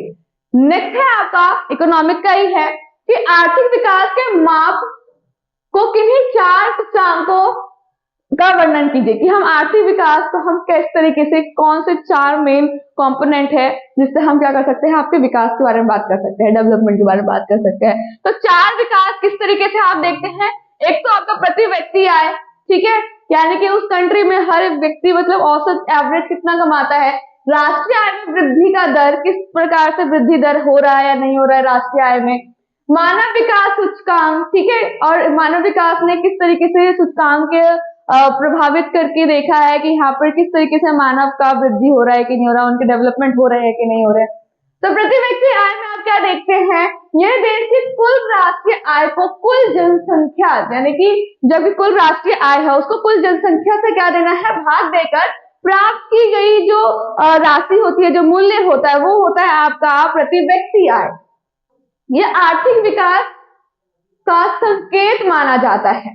फिर है कि राष्ट्रीय आय में वृद्धि दर कैसे देखेंगे, तो राष्ट्रीय आय का निरंतर वृद्धि यह दर्शाता है कि देश का उत्पादन क्षमता और आर्थिक गतिविधियां बढ़ रही हैं या नहीं बढ़ रही हैं। ठीक है, ये आपकी राष्ट्रीय आय में वृद्धि दर है। मानव विकास क्या करता है, मानव विकास सूचकांक जो है 3 सूचक से बताता है। तो ये कौन कौन से सूचक होते हैं, आपकी शिक्षा होती है ना, आपका स्वास्थ्य होता है और आपकी प्रति व्यक्ति आय होती है। तो इन तरीकों से, इन तीनों तरीकों को शामिल करके आर्थिक विकास का व्यापक माप होता है। देन फोर्थ वन है कि औद्योगिकरण का स्तर, किस तरीके से औद्योगिकरण में क्या हो रहा है, उद्योगों का विकास हो रहा है, औद्योगिक उत्पादन हो रहा है, यानी जो आपके टर्शियरी सेक्टर में यूज किए जाते हैं ना, जो आपके सेकेंडरी सेक्टर में बनाए जाते हैं प्रोडक्ट, कितने तरीके से प्रोडक्ट बनाए जा रहे हैं, कितना उसका मांग हो रहा है मार्केट में, ये सब। कार्य जनसंख्या का औद्योगिक क्षेत्र में बढ़ना आर्थिक विकास का संकेत देता है। किस तरीके से जो है जनसंख्या ने डिमांड किया है उद्योग से बने हुए प्रोडक्ट का, ये आपके आर्थिक स्तर को दर्शाता है। निष्कर्ष में क्या लिखेंगे बच्चों, इस सूचकों के माध्यम से किसी देश के आर्थिक विकास के स्तर का आकलन किया जाता है। ये चारों क्या है, आपके कुछ सूचकांक है जिससे हम पता करते हैं किसी भी देश में क्या हो रहा है, आपकी वृद्धि कितनी हो रही है, डेवलपमेंट कितना हो रहा है। चलो नेक्स्ट क्वेश्चन है